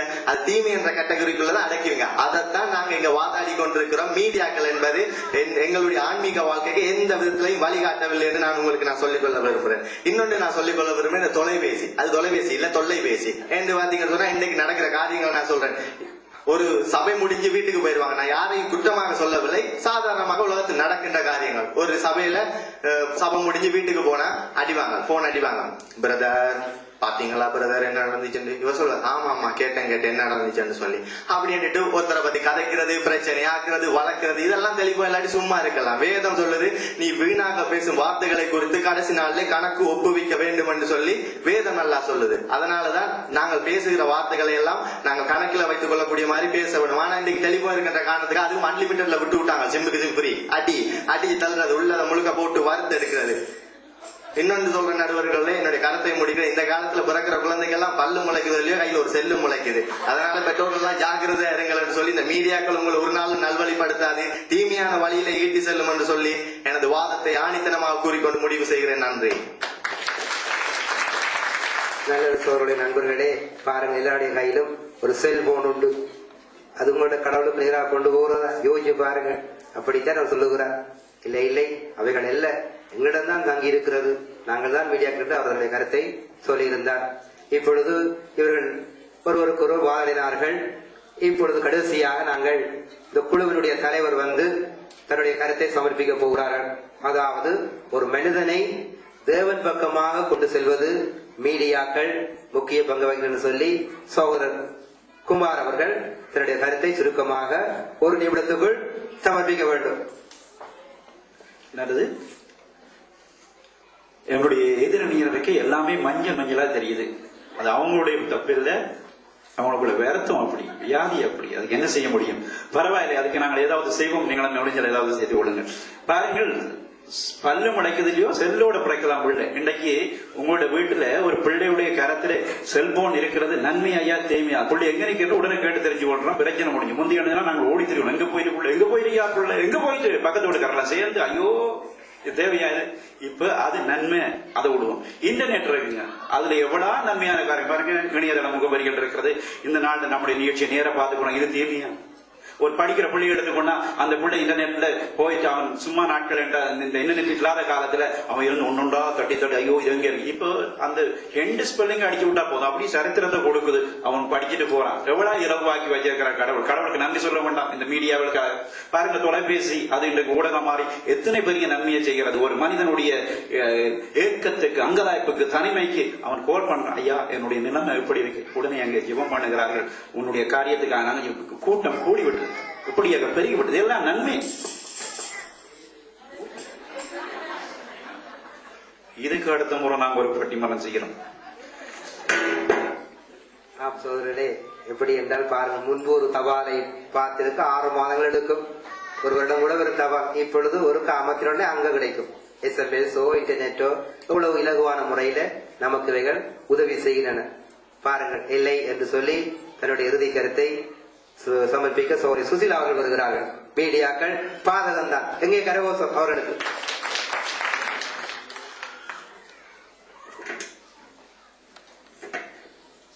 சபையோரே, நடுவர் என்ன சொல்லுவாரோ எனக்கு தெரியாது.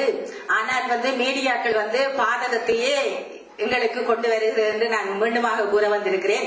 என்னென்று சொன்னால், அருமை தம்பி சொன்னார், பிள்ளை எங்க நிற்கிறது என்று நாங்கள் கூப்பிட்டு அறியலாம் என்று, நாங்கள் கேட்டு தெரிந்து கொள்ளலாம் என்று பிள்ளையின் கையில் செல்லி இருந்தார். ஆனால் நீங்கள் வாழ்ந்த காலத்தில் தம்பி உங்களை அம்மா அப்பா அப்படியா கூப்பிட்டு தெரிந்து கொண்டவை, நீங்கள் எங்க நிற்கிறீர்கள் என்று அங்கு வரவில்லை. அதுதான் ஆண்டவர் சொல்லுகிறார், தானியலாகிய நீயோ என்றால் இதை புதைபொருளாக மூடிவை, அங்கமிங்க ஓடிய உங்களுக்கு செல்லு தரும தெரியும், இலங்கையெல்லாம் தெரியும் செல்லு தரும, இங்க நீங்கள் செல்லு. ஆனால் பிள்ளை இன்றைக்கு வேறு இடத்துல இருந்தோட நான் இந்த இடத்தில் நிற்கிறேன் என்று சொன்னால் நீங்கள் என்ன செய்வீர்கள் நடுவர்களே? அதைத்தான் நான் சொல்ல வருகிறேன். ஏனென்று சொன்னால் நன்மையும் இருக்கலாம் தீமையும் இருக்கலாம், ஆனால் இதனால் தீமை தான் அதிகம் என்று நான் சொல்ல வருகிறேன். பிள்ளை 15 யூரோவுக்கு ஒரு செல் இருக்குது, வாங்கி கொடுத்தால் பிள்ளை ஓமா இல்லை, அவர் 350 யூரோவுக்கு செல் வச்சிருக்கார், எனக்கும் அதுதான் வேண்டும். இதனால் எங்க குடும்பம் எங்களுக்கு பாதிப்பை ஏற்படுத்தும். இதனால் பெற்றோர்களிடையே பண பிரச்சனையை கொண்டு வரும், அது வீட்டில தர்க்கங்களை கொண்டு வரும். மற்றவன் வைத்திருக்கிறார் என்று சொல்லி நான் வைத்திருக்க வேண்டிய தேவை இல்லை. அதனால் தான் சொல்லுகிறேன், அது இதனால் பல தீமைகள் உருவாகிறது. விளம்பரங்கள் மூலம் பல தீமைகளை பிள்ளைகள் பெற்றுக் கொள்கிறார்கள் என்று கூறி இந்த வாய்ப்பளித்த நடுவர் அவர்களுக்கும் சபையோருக்கும் நன்றி கூறி விடைபெறுகிறேன். நன்றி. இந்த சகோதரி வீட்டவும் நல்ல யுத்தம் தான் காத்திருக்கு பிள்ளைகளோட. சரி பாப்போம், இப்ப நீங்க என்னோட யுத்தத்துக்கு வர போறீங்க, என்ன தீர்ப்பு என்று சொல்லி நாங்கள் பார்ப்போம். மீடியாக்கள் இன்று ஒரு மனிதனை தேவன் பக்கமாக திருப்பி தேவனுக்கிட்ட கொண்டு போய் சேர்க்கின்றான்னு சொல்லி நாங்கள் பார்க்கிற பொழுது பாருங்கள், இந்த மீடியாக்கள் உலகத்தை சுருக்கி வைத்திருக்கிறது. இன்று இங்கு நடக்கிற நிகழ்ச்சி அடுத்த நிமிடமே வேறொரு மூலையில் உள்ளவர்கள் கண்டுகொள்ள முடியும். விசேஷமாய் இந்த சிறு பிள்ளைகளை நாங்கள் பார்க்கிற பொழுது, முன்பின காலங்களில் நாங்கள் பாடசாலை முடிந்த பிற்பாடு வெளியிலே போய் என்ன செய்வோம், புத்தகங்களை வாசிப்போம், விளையாடுவோம், வெளியிலே நாங்கள் மற்றவர்களுக்கு உதவி சோதனைலாம் செய்து கொடுப்போம். என்று அப்படி இல்லை. பாருங்கள், ஸ்கூல் முடிந்தோன்னு பிள்ளைகள் டிவிக்கு நேராக போவார்கள், இன்டர்நெட்டுக்கு நேராக போவார்கள், அல்லது டெலிபோனை வைத்து ஏதாவது செய்து நோண்டிக்கொண்டே இருப்பார்கள். நொடுக்கு நொடுக்கு நொடுக்கண்டு ட்ரெயினுக்கு போனாலும் அப்படித்தான் நொடுக்கு நொடுக்கு நொடுக்கணும். என்னத்தை அமர்த்துறாங்களோ தெரியாது, ஏதோ வச்சு இருப்பார்கள். பாருங்கள், அப்படியாய் இன்று ஒரு மனிதனுடைய கவனத்தை இவைகள் மிக திசை திருப்பிக் கொண்டு இருக்கின்றன. ஆகவே இந்த வாலிபர்களுடைய சிறுகளுடைய வாழ்க்கையில அவர்களுக்கு தெரியாத விஷயங்களை அவர்கள் அதிலே தேவையில்லாத விஷயங்கள் கூட பார்க்கிறார்கள். அவர்கள் தேவையே இல்லை, புரிந்து கொள்ள முடியாது, ஆனால் அவைகளை அவர்கள் ஏதோ முயற்சி செய்து பார்க்கிறார்கள். இது அவர்களுக்கு ஒரு பாதகத்தை உண்டு பண்ணக்கூடிய ஒரு காரியமாகத்தான் இருக்கின்றது. அநேகருடைய பிரச்சனை நெடுக டிவிக்கு முன்னால் இருந்து அநேகருடைய கண்கள் கூட பழுதாக போயிருக்கிறது, நிலைமை வந்திருக்கிறது. அநேக ஆய்வுகள் தெரிவிக்கிறது, பிள்ளைகளுடைய கவனம் திசை திருப்பப்பட்டிருக்கிறது. சில சைக்காலஜிக்கலாக கூட அநேக பிள்ளைகள் பாதிக்கப்பட்டிருக்கிறார்கள். பெற்றோர்களுக்கும் பிள்ளைகளுக்கும் இடையில உறவுகள் வீட்டுக்குள் தான் இருப்பார்கள். அம்மா குசனிக்கு இல்ல, அப்பா அங்க, பிள்ளை கம்ப்யூட்டரோட இன்டர்நெட்டோட அல்லது டிவியோட டெலிபோனோட இருக்கும். ஆனால் அவர்களுடைய தொடர்புகள் வெளி உலகத்திலே இருக்கும். இப்படியாய் பெற்றோருடைய உறவுகளை பிரித்துள்ள ஒரு காரியமாக இந்த மீடியாக்கள் காணப்படுகிறது என்பதை நான் இடத்திலே கூற விரும்புகிறேன். பாருங்கள், இன்னொரு காரியத்தை நாங்கள் பெற்றுக் கொள்ள வேண்டும். இந்த மீடியாக்கள் எப்பொழுதும் ஒரு நடுநிலையான செய்திகளை வழங்குவதில்லை. இது ஒரு பக்கம் சார்ந்து பக்க சார்பான செய்திகளை தான் அவைகள் வழங்கிக் கொண்டிருக்கிறது. சொன்னது போல தயார் செய்யப்பட்ட செய்திகள், அதை நாங்கள் அப்படியே நம்பி ஏற்றுக்கொள்கிறோம். எங்களுக்கு உண்மையும் தெரியாது, பொய்யும் தெரியாது. சில வேளை உண்மையா இருக்கலாம், சில வேளைகள் பொய்யா இருக்கலாம். ஆனால் நடுநிலைமையாக இப்படி செய்திகளை பரப்புற நிறுவனங்கள் இன்று குறைவாகத்தான் உள்ளன. ஆனால் ஒரு மனிதனுடைய ஆவிக்குரிய ஜீவியத்திலே, ஆன்மீக வாழ்க்கையிலே இவைகள் மிகவும் எப்படியாய் ஒரு பங்கை வகிக்கிறது. சாதகமாக இருக்கிறதா பாதக? ஒரு கேள்வி கேட்கிறேன் உங்களை பார்த்து, நீங்கள் துண்டு பிரசுரம் தந்து இயேசு கிறிஸ்து அறிந்தவர்கள் எத்தனை பேர் கையெழுத்துங்க பார்க்கலாம்? உங்களுக்கு ஒரு துண்டு, ஒரு நோட்டீஸை கொடுத்து ஆண்டவராக இயேசு கிறிஸ்து அறிந்தவர்கள் எத்தனை பேர் இருக்கிறீர்கள்? ஒருவருடைய கையுமே உயரவில்லை. மீடியாக்கள் உங்களுடைய வாழ்க்கையில எந்த ஒரு பங்கையும் வகிக்கவில்லையா? அப்ப ஒருவர் சந்தித்து தான் உங்களை ஆண்டவருக்கு நேராக திருப்பி விட்டார்கள். அப்படி போல இருக்கிறது. இதிலிருந்தே நாங்கள் பார்க்கலாம் அவர்களுடைய எவ்வளவு தூரம் பங்கு வகிக்கின்றது சொல்லி. மற்றது இந்த பிள்ளையுடைய ஓய்வு நேரங்களை, மனிதனுடைய ஓய்வு நேரத்தை திருடுகிற காரியமாகவும் இவைகள் காணப்படுகின்றன. ஆனால் ஒரு காரியத்தை நாங்கள் கற்றுக்கொள்ள வேண்டும், சொல்ல வேண்டும். அதாவது ஒரு மனிதனை மனிதன் அதாவது சுவிசேஷம் தேவனுடைய ராட்சியம் தடை செய்யப்பட்ட பகுதிகளில் சைனா, சீனா மற்றும் இந்த மிடில் ஈஸ்ட் நாடுகள் போன்ற நாடுகள்ல இந்த மீடியாக்கள் மிக முக்கிய பங்கை வகிக்கின்றன தேவனுடைய ராட்சியத்தை குறித்து சொல்வதற்கு. ஆகவே வெளி உலகத்தை பார்க்கிற பொழுது ஒரு மனிதனை தேவன் பக்கமாக திருப்புவதற்கும் அவனை வளர்த்தெடுப்பதற்கும் இந்த மீடியாக்கள் முக்கிய பங்கு வகிக்கின்றன. ஆனால் சபைக்குள் இருக்கிறவர்களுக்கு இந்த மீடியாக்களை கொஞ்சம் யோசிக்க வேண்டும். சபைக்குள் இருக்கிறவர்கள் தேவனோடு உறவை வைத்துக் கொள்ள வேண்டுமே தவிர இந்த மீடியாக்களோட உறவுகளை கொஞ்சம் தவிர்த்தால் நல்லது. ஆகவே ஒரு வளர்ந்து வருகிற குழந்தைக்கு பால் தேவை, வளர்ந்தவருக்கு பால் தேவை அவசியம் இல்லை. அதே போலத்தான் ஒரு தேவனுக்குள்ள வருகிற ஒரு மனிதனுக்கு மீடியாக்கள் அவனை தேவன் பக்கமாக திருப்பிவிடும். தேவனுக்குள் வந்ததன் பிற்பாடு அவன் தான் நேரடியாக தேவனோடு உறவு கொள்ள வேண்டும். இந்த வகையிலே அது நம்முடைய கரத்திலே இருக்கின்றது. ஆகவேதான் நாங்கள் பார்க்கிறோம், இப்படியா ஒரு நாணயத்துக்கு 2 பக்கங்கள் உள்ளது போல எந்த ஒரு காரியத்தை எடுத்தாலும் நன்மையும் உண்டு, தீமையும் உண்டு. இப்பொழுது நம்முடைய கரத்திலே டெலிபோன் இருக்கிறது. யாருடன் கதைக்கலாம், பேசலாம், போகலாம், வரலாம். ஆனால் காருக்குள் ஓடுகிற பொழுது கதைத்தால் தண்டனை. ஏன்? அது உங்களுக்கு அபாயத்தை கொண்டு வந்து விடும் என்று சொல்லி இருக்கிறது. பாருங்க, அதே போலத்தான் அணு எடுப்போம். ஒரு அணு ஆட்டோம், அந்த அட்டோமை பயன்படுத்தி நாங்கள் மின்சாரங்களை உற்பத்தி செய்ய முடியும். அதே அட்டோமை பயன்படுத்தி அணுகுண்டையும் செய்ய முடியும். அப்போ மனிதர்களுக்கு பிரயோஜனமாக பயன்படுத்துவதா அல்லது தீமையாக பயன்படுத்துவதா என்பது ஒரு மனிதனுடைய கரத்திலே தங்கி இருக்கிறது. ஆகவேதான் பாருங்கள், இன்று கூட நடக்கிற நிகழ்ச்சிகளை உலகம் முழுக்க ஜனங்கள் பார்த்துக் கொண்டிருக்கிறார்கள். ஒரு நன்மையான காரியத்துக்காக இவைகள் பயன்படுத்தப்பட்டுக் கொண்டிருக்கிறது. ஆகவே இது ஒரு மிக முக்கியமான காரியமாக இருந்தாலும் ஒரு மனிதனுடைய பொருளாதார வாழ்க்கைக்கு இவைகள் மிக இன்னொரு கேள்வியை நான் கேட்க விரும்புகிறேன். இந்த மீடியாக்களுக்கு தமிழ்ல என்ன பெயர்? ஊடகங்கள், பொழுதுபோக்கு சாதனங்கள்.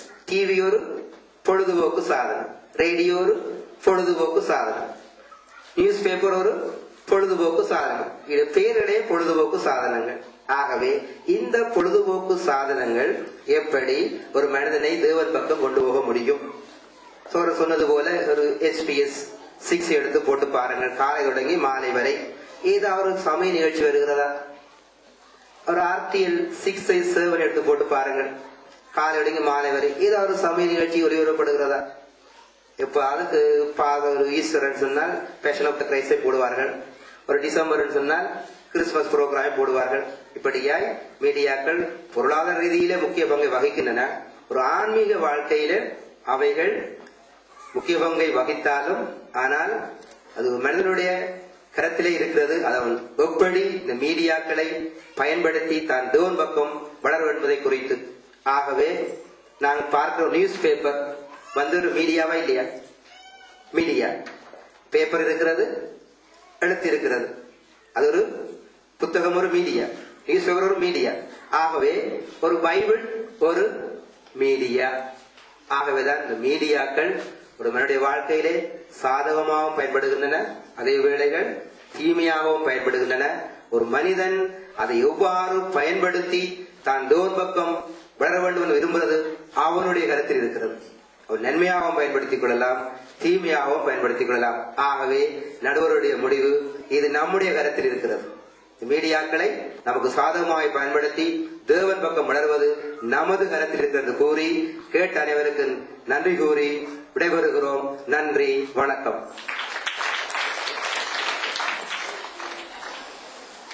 நல்லது. இந்த கிறிஸ்துமஸ் விழாவை நிறைவு செய்யும் இசை நிகழ்ச்சி இது நெதர்லாந்து ஜீவ ஒளியின் ஜீவகானங்கள் இசை நிகழ்ச்சி.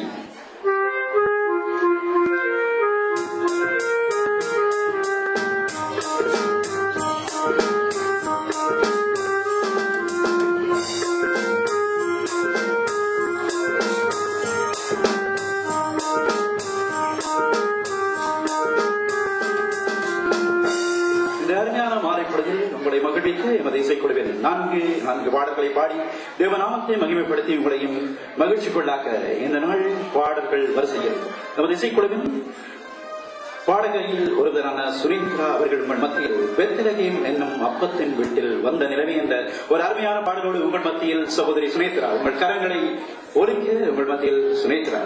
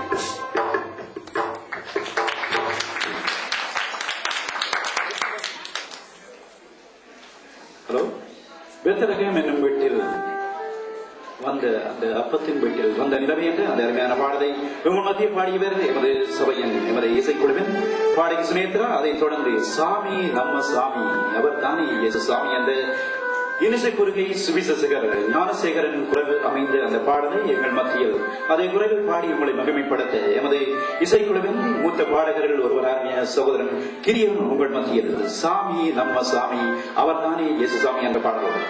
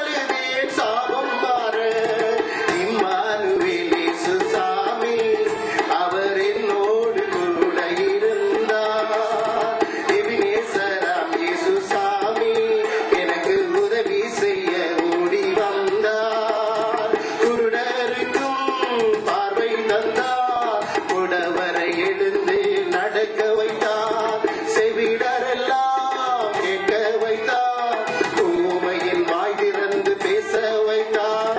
சாமி நம்ம சாமி, அவர் தானே இயேசு சாமி.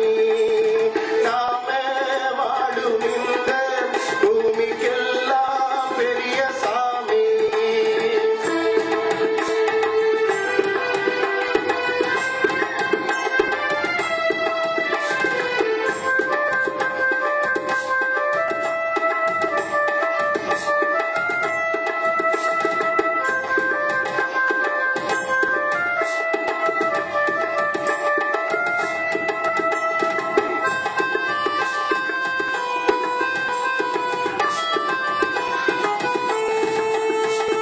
வானத்தின் கீழே பூமியின் மேலே இயேசுவை போல் ஒரு தெய்வம் இல்லை. வழிமாறி போன ஜனங்களை மீட்க உலகத்தில் எவராலும் முடியவில்லை. வானத்தின் கீழே பூமியின் மேலே இயேசுவை போல் ஒரு தெய்வம் இல்லை. வழிமாறி போன ஜனங்களை மீட்க உலகத்தில் எவராலும் முடியவில்லை. கொண்டாடும் உள்ளத்தை தேடி இயேசு கொண்டாட்டமாயோடி வருவார். திண்டாடும் ஏழை எளிய மக்கள் வாழ்வை வளமாக்க செய்வார். இவர்தான் இங்க உண்மை தெய்வம், இந்த உலகத்தின் காவல் தெய்வம். இவர்தான் இங்க உண்மை தெய்வம், இந்த உலகத்தின் காவல் தெய்வம். சாமி நம்ம சாமி, அவர் தாமே இயேசு சாமி. நாம வாழும் இந்த பூமிக்கெல்லாம் பெரிய சாமி. சாமி நம்ம சாமி, அவர் தாமே இயேசு சாமி. நாம வாழும் இந்த பூமிக்கெல்லாம் பெரிய சாமி. கூப்பிடுங்கள் அது கொடுப்பார், கும்பிடுங்கள் குறை தீர்த்து வைப்பார். நம்பிடுங்கள் நன்மை செய்வார், ஓடி வாங்க உதவிடுவார். கூப்பிடுங்கள் அது கொடுப்பார், கும்பிடுங்கள் குறை தீர்த்து வைப்பார். நம்பிடுங்கள் நன்மை செய்வார், ஓடி வாங்க உதவிடுவார். சாமி நம்ம சாமி, அவர் தாமே இயேசு சாமி. நாம வாழும் இந்த பூமிக்கெல்லாம் பெரிய சாமி.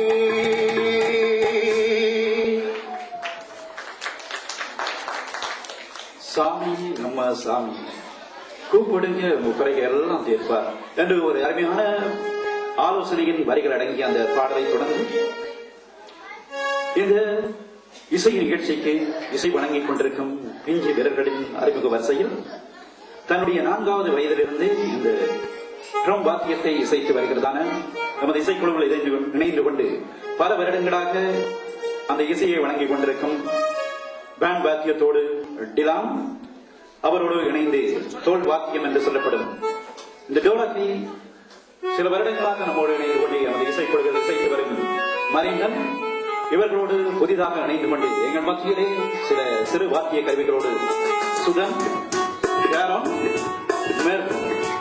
இவர்களோடு எமது இசைக்குழுவின் இரட்டையர்களான ஒலிம்பியா சிந்தியா தங்களுடைய கீபோர்டு வாத்தியத்தோடு இந்த அருமையான இசை நிகழ்ச்சிக்கு மரபிலிருந்து ஒளி வழங்கிக் கொண்டிருப்பவர், ஒலி அமைப்பை செய்து கொண்டிருப்பவர் சகோதரர் தேயோ மதிநாயகம். நல்லது அருமையானவர்களே, இந்த நல்ல மாலை பொழுதில் நமது நிகழ்ச்சியை அலங்கரிக்க வரும் அடுத்த பாடல் ஹேமா ஜானின் குரல் வெளிவந்ததான அந்த அருமையான பாடலை உங்கள் மத்தியில் ஆராதனை ஆராதனை இயேசு ராஜாவைக்கு என்று எமது இசைக்குழுவின் மூத்த பாடகியில் ஒருவரான சகோதரி ரெபேக்கா உங்கள் மத்தியில் உங்கள் கரங்கள் ஒலிக்கும் இந்த வேளையில் ஆராதனை ஆராதனை இயேசு ராஜாவைக்கு என்ற பாடலோடு சகோதரி ரெபேக்கா.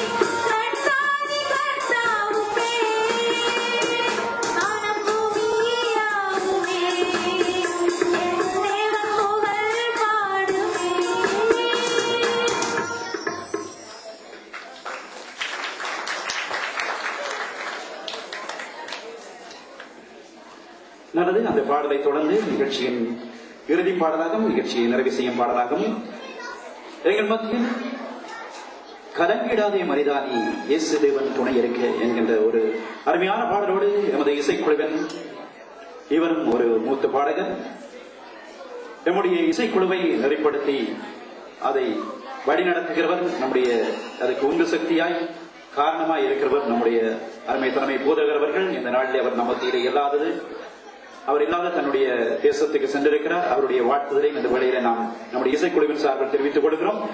அது மட்டுமல்லாதபடி இந்த இசைக்குழுவை தொடர்ந்து முன்னெடுத்து சென்று கொண்டிருக்கிற ஒரு சகோதரர் எங்கள் மத்தியில் உங்களை மகிமைப்படுத்த மகிழ்ச்சிப்படுத்தவும் தேவநாமத்தை மகிமைப்படுத்தவும் கலங்கிடாதே மனிதானி இயேசு தேவன் துணை இருக்க என்ற பாடலோடு சகோதரன் தேயோ மரியநாயகம்.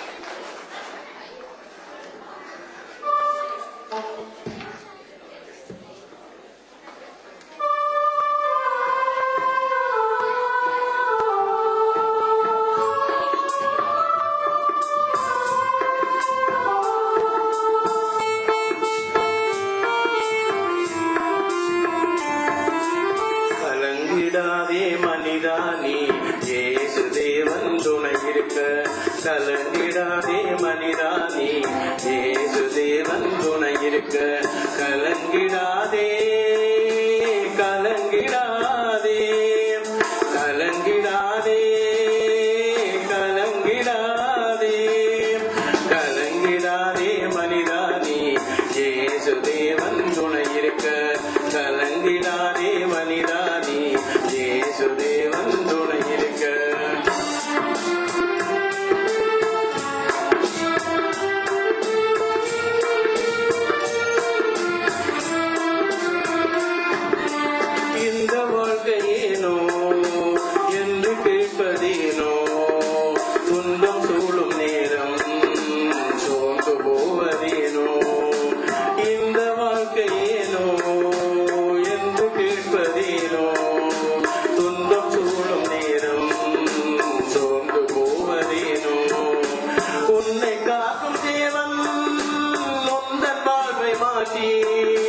வசந்த காலமாக்கி வாழ செய்திடுவார்.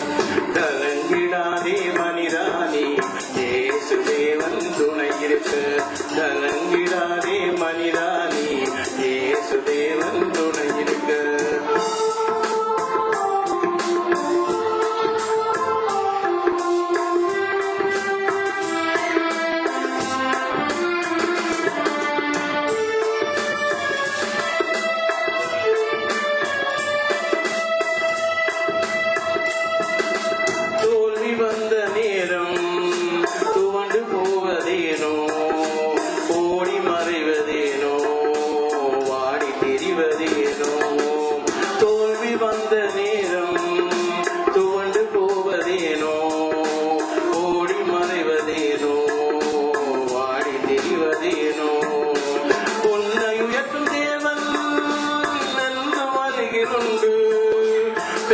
பெருமைப்படுத்தி ஓங்க செய்திடுவார்.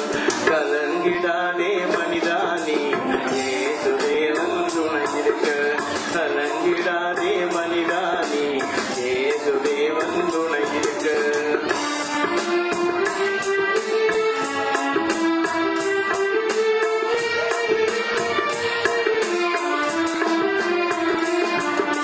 சொந்த பந்தம் உன்னை வெறுத்து ஒதுக்கும் போது எதற்கு வாழ்வு என்று கலங்கி நிற்பதேனோ.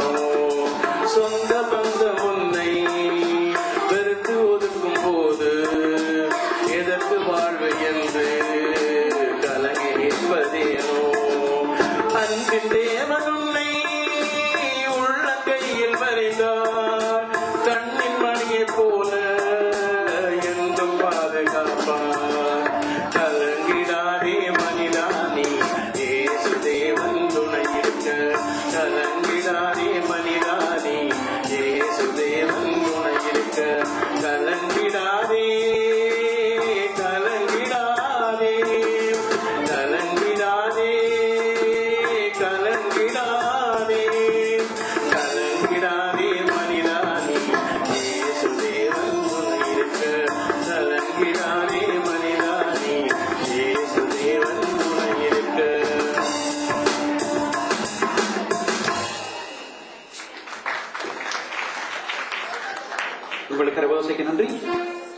பெத்தலகம் என்னும் அப்பத்தின் வீட்டில் வந்த நிலவு, அவர்தான் அந்த சாமி தான் நம்ம இயேசு சாமி.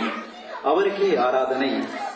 அந்த ஆராதனைக்குரியவர் நம்மத்திலே இருக்க கலங்கிடாதே மனிதானி என அருமையான பாடல் வரிகளோடு இந்த நிகழ்ச்சியை நாம் நிறைவு செய்கிறோம். நடைபெற்றது ஜீவ ஒளியின் ஜீவகானங்கள் இசை நிகழ்ச்சி.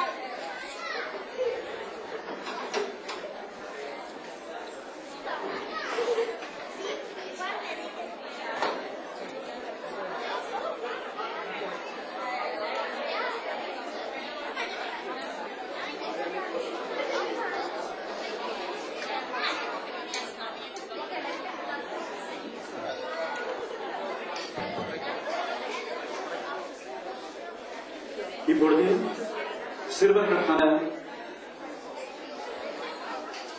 பரிசு வழங்கும் வைபவம் நடைபெற இருக்கிறது. எனவே சிறு பிள்ளைகள் தயார் நிலையில் இருக்குமாறு நாங்கள் அன்போடும் கேட்டுக்கொள்கிறோம். இப்பொழுது சிறுவர்களுக்கான பரிசளிப்பு.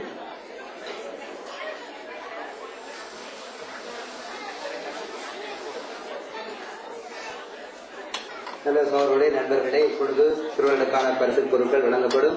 சிறு பிள்ளைகள் சீக்கிரமாக வந்து உங்களுடைய பொருட்களை பெற்றுக் கொள்ளுமாறு உங்களை அன்பாக நாங்கள் அழைக்கிறோம். முதலாவதாக நாங்கள் அழைப்பது Sharon Jeyanthan. Sharon Jeyanthan. Sharon ஓடி வாங்க. ஷாரோன் சீக்கிரம் வாருங்கள் பிள்ளைகள். வெளியிலே காலநிலை அப்படி இருக்கிறபடினாலே தூரத்துக்கு பயணம் போக வேண்டும். ஆகவே பிள்ளைகள் வாருங்கள். சுதாகரன் சாருகன்,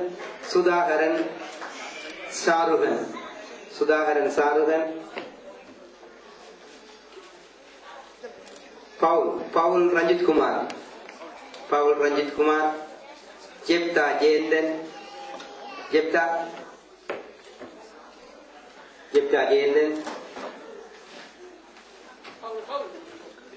பிரதீஷ் பிரசன்னா,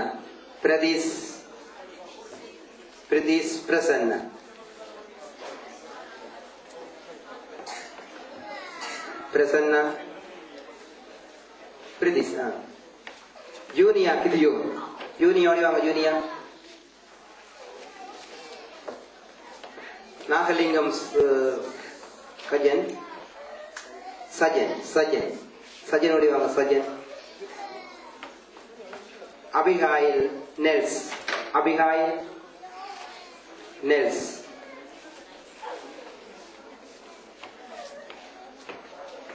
எப்சிபா செல்லையா, எப்சிபா வாங்க. சுஜன் சங்கர்,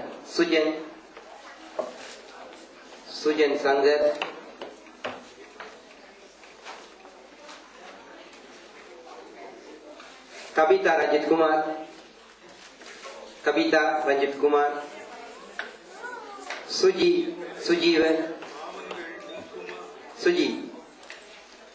சுஜீவன், பிள்ளைகள் சீக்கிரமா வந்து பெற்றுக் கொள்ளுமாறு அன்பாக கேட்கிறோம். Jude ராபாயல் Gerard,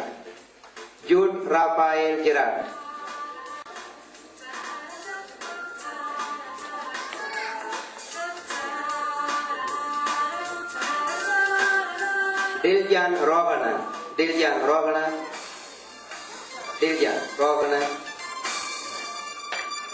கிரேஷன் மகேந்திரம்,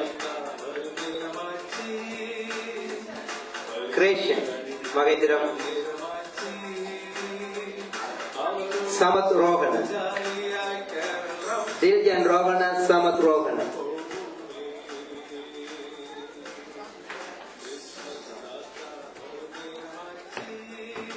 Sangeet Ramesh,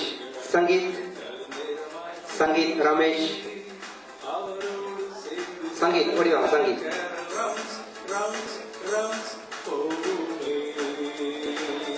Jasmine Jayenden, Jasmine Jayenden.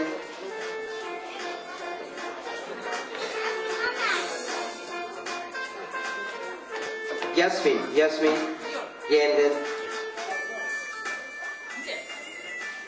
Mishaye Suryakumar. Mishaye nodi vaanga Mishaye Suryakumar.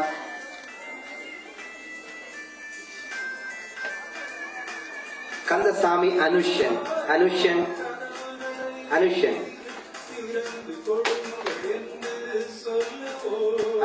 Kandasamy. Tanaja Nagalingam Tanaja odi vaanga Tanaja.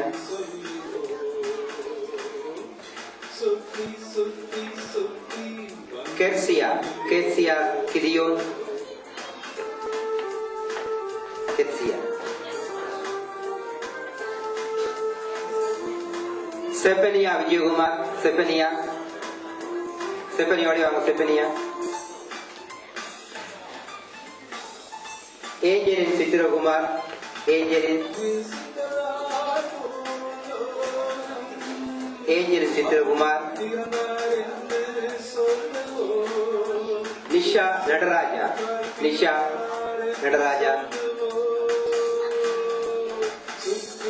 Nadaraja. Satkunam Abhiram. Satkunam.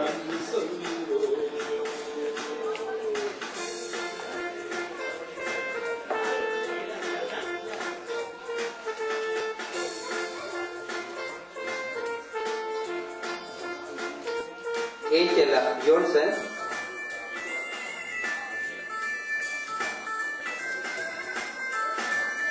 Yoshia Vijaykumar.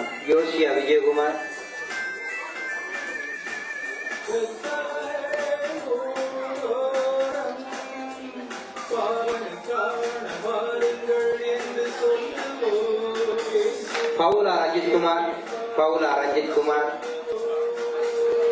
Asha Nityanandan.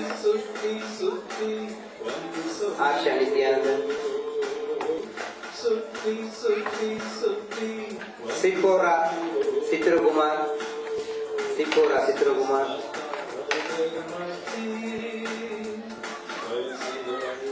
Tavam Aindaran. Play road you are. Tavam Aindaran. Dan Nels Brega.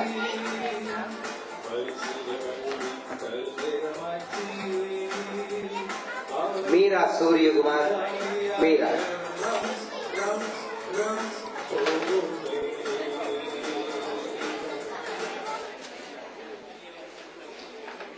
Jaysini Jayenden.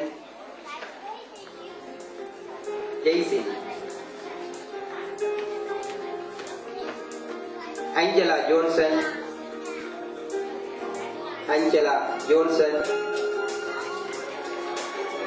Simron Jayenden.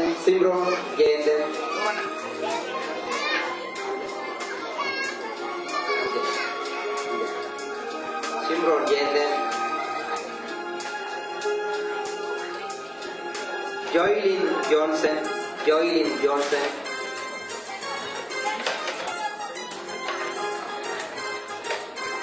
Mervyn Robert. Lucas Sadish Kumar.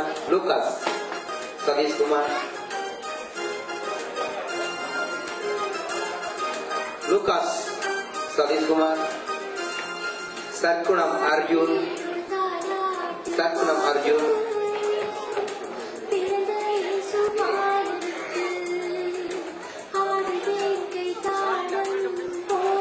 Davidson Mahendram.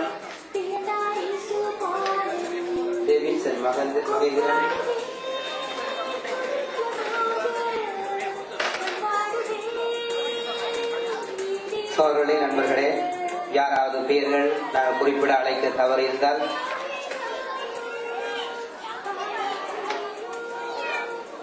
அப்படி இருந்தால் நீங்கள் பெயர்களை தந்துதவுமாறு உங்களை அன்பாய் கேட்டுக்கொள்கிறோம்.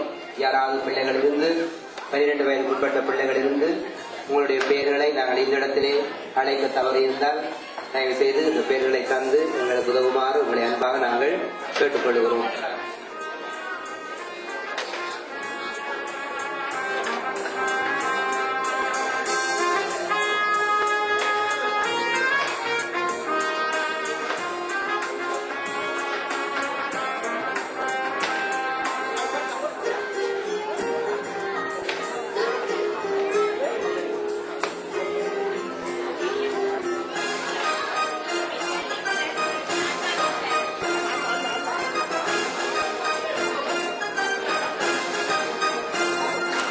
நாங்கள் மீண்டும் அறிவிக்கிறோம். உங்கள் மத்தியிலே யாராவது சிறுபிள்ளைகள் இருந்தால் முன்னுக்கு அறிவுரைகள் நாங்கள் அவர்களை தவறவிடாதபடிக்கு அவர்களுக்கும் சிறிய பரிசுகளை வழங்கி அந்த பிள்ளைகளை மகிழ்விக்க தயவு செய்து முன்பாக அந்த பிள்ளைகளை அனுப்பி வைக்குமாறு பெற்றோர்களையும் கேட்டுக்கொள்கிறோம்.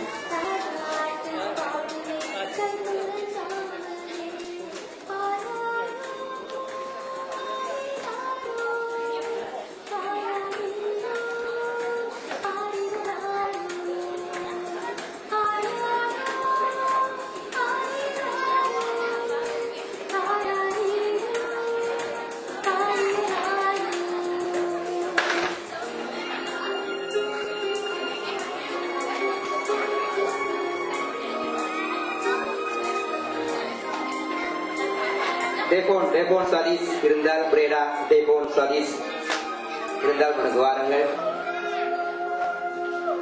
அப்படி இல்லாத பட்சத்திலே இந்த பிள்ளைகள் குளிரையும் பாராமல் வந்து நிகழ்ச்சிகளை பார்த்து இப்படியாய் மகிழ்த்திருந்தார்கள். நாங்கள் கரகோஷம் இந்த பிள்ளைகளை கரங்களை தட்டி இந்த பிள்ளைகளை நாங்கள் மகிழ்விப்போம்.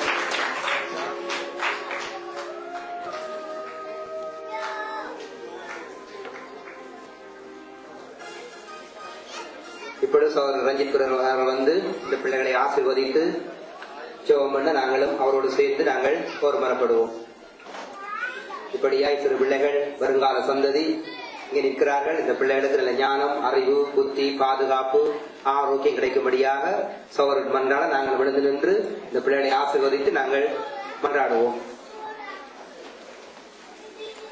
சபையாரும் சேர்ந்து இந்த பிள்ளைகளை நாங்கள் ஆசீர்வதிப்போம். இந்த நல்ல நாளிலே பிள்ளைகளே நாங்கள் ஜெபம் பண்ணுவோம். எங்கள் நேசிக்கிற அருமையான தகப்பனே, இந்த மன மகிழ்ச்சியான நல்ல நாளே கர்த்தாவே, இந்த பிள்ளைகளை உங்களுடைய சமூகத்தில் வைத்து நாங்கள் ஆசீர்வதிக்கிறோம் கர்த்தாவே. நீங்கள் பாலகராய் பிறந்த பொழுது கர்த்தாவே ஆண்டவரே, மனுஷ தயவிலும் தேவனுடைய கிருபையிலும் வல்லமையிலும் அதிகமாய் பலப்பட்டது போல இந்த பிள்ளைகளும் வாழ்வு காலத்திலே கர்த்தாவே உமக்கு பயந்து உங்களுடைய கிருபையில் அதிகமாய் வளரவும் மனுஷ தயவிலே அதிகமாய் பெருகவும் இந்த நல்ல நாளிலே இந்த பிள்ளைகளை நாங்கள் ஆசீர்வதிக்கிறோம் கர்த்தாவே. உங்களுடைய தயவும் உங்களுடைய இரக்கம் இவர்களோடு கூட இருக்கும்படியாக நாங்கள் ஜெபிக்கிறோம். உன் பிள்ளைகள் உன்னை சுற்றிலும் ஒளிவமர கண்டுகளை போல் இருப்பார்கள் சொன்னபடி கர்த்தாவே, உன் பிள்ளைகள் கர்த்தரால் போதிக்கப்பட்டிருப்பார்கள் சொன்னபடி தேவனுடைய வார்த்தையின்படியே இந்த பிள்ளைகள் கர்த்தரால் போதிக்கப்படத்தக்கதாய் உங்களுடைய வழிகளில் ஆண்டவரே இந்த பிள்ளைகள் நடக்கத்தக்கதாய் இவரை ஆசீர்வதிக்கும்படியாக நாங்கள் ஜெபிக்கிறோம். இந்த பிள்ளைகளை வளர்க்கிற பெற்றோர்களுக்கு அதிக ஞானத்தையும் பலத்தையும் கொடுத்து உங்களுடைய தயவுடைய அவரை நடத்த வேண்டுமாக நாங்கள் மன்றாடுகிறோம் கர்த்தாவே. இவருடைய பராமரிக்கிற ஆண்டவரே பள்ளிக்கூடங்களிலே கல்லூரிகளிலே ஆண்டவரே இவருடைய பராமரிக்கிற ஒவ்வொரு டீச்சர்மார் ஒவ்வொரு ஆண்டவரை மேற்பொருளுக்காய் ஆண்டவரை உண்மை நன்றியோடு துதிக்கிறோம் கர்த்தாவே. உங்களுடைய சமூகத்திலே இவர்களை நாங்கள் ஆசீர்வதிக்கிறோம். உங்களுடைய கிருபையும் தயவும் இந்த பிள்ளைகளோடு கூட இருந்து வழிநடத்தும் மணியாய் இயேசு கிறிஸ்துவின் நாமத்தில் பிள்ளைகளை நாங்கள் ஆசீர்வதித்து இந்த புதிய வருஷத்துக்குள்ளாய் உங்களுடைய கருத்துக்குள்ளாய் இந்த பிள்ளைகளை ஒப்புக் கொடுத்து செபிக்கிறோம் எங்கள் பரலோக பிதாவே. ஆமீன் ஆமீன் ஆமீன். கர்த்தர் உங்களை ஆசீர்வதிப்பார். கரங்களை பிள்ளைகளுக்காக முன்பாய் கட்டுவோம்.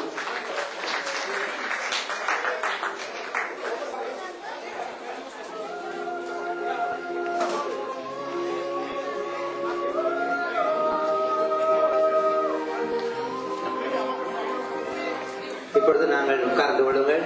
சபையாரை உட்கார்ந்து கொள்ளுங்கள். நாங்கள் நன்றியுரையோடு ஆசீர்வாத ஜெபத்தோடு இந்த ஆராதனையை நாங்கள் நிறைவு செய்து கொள்வோம்.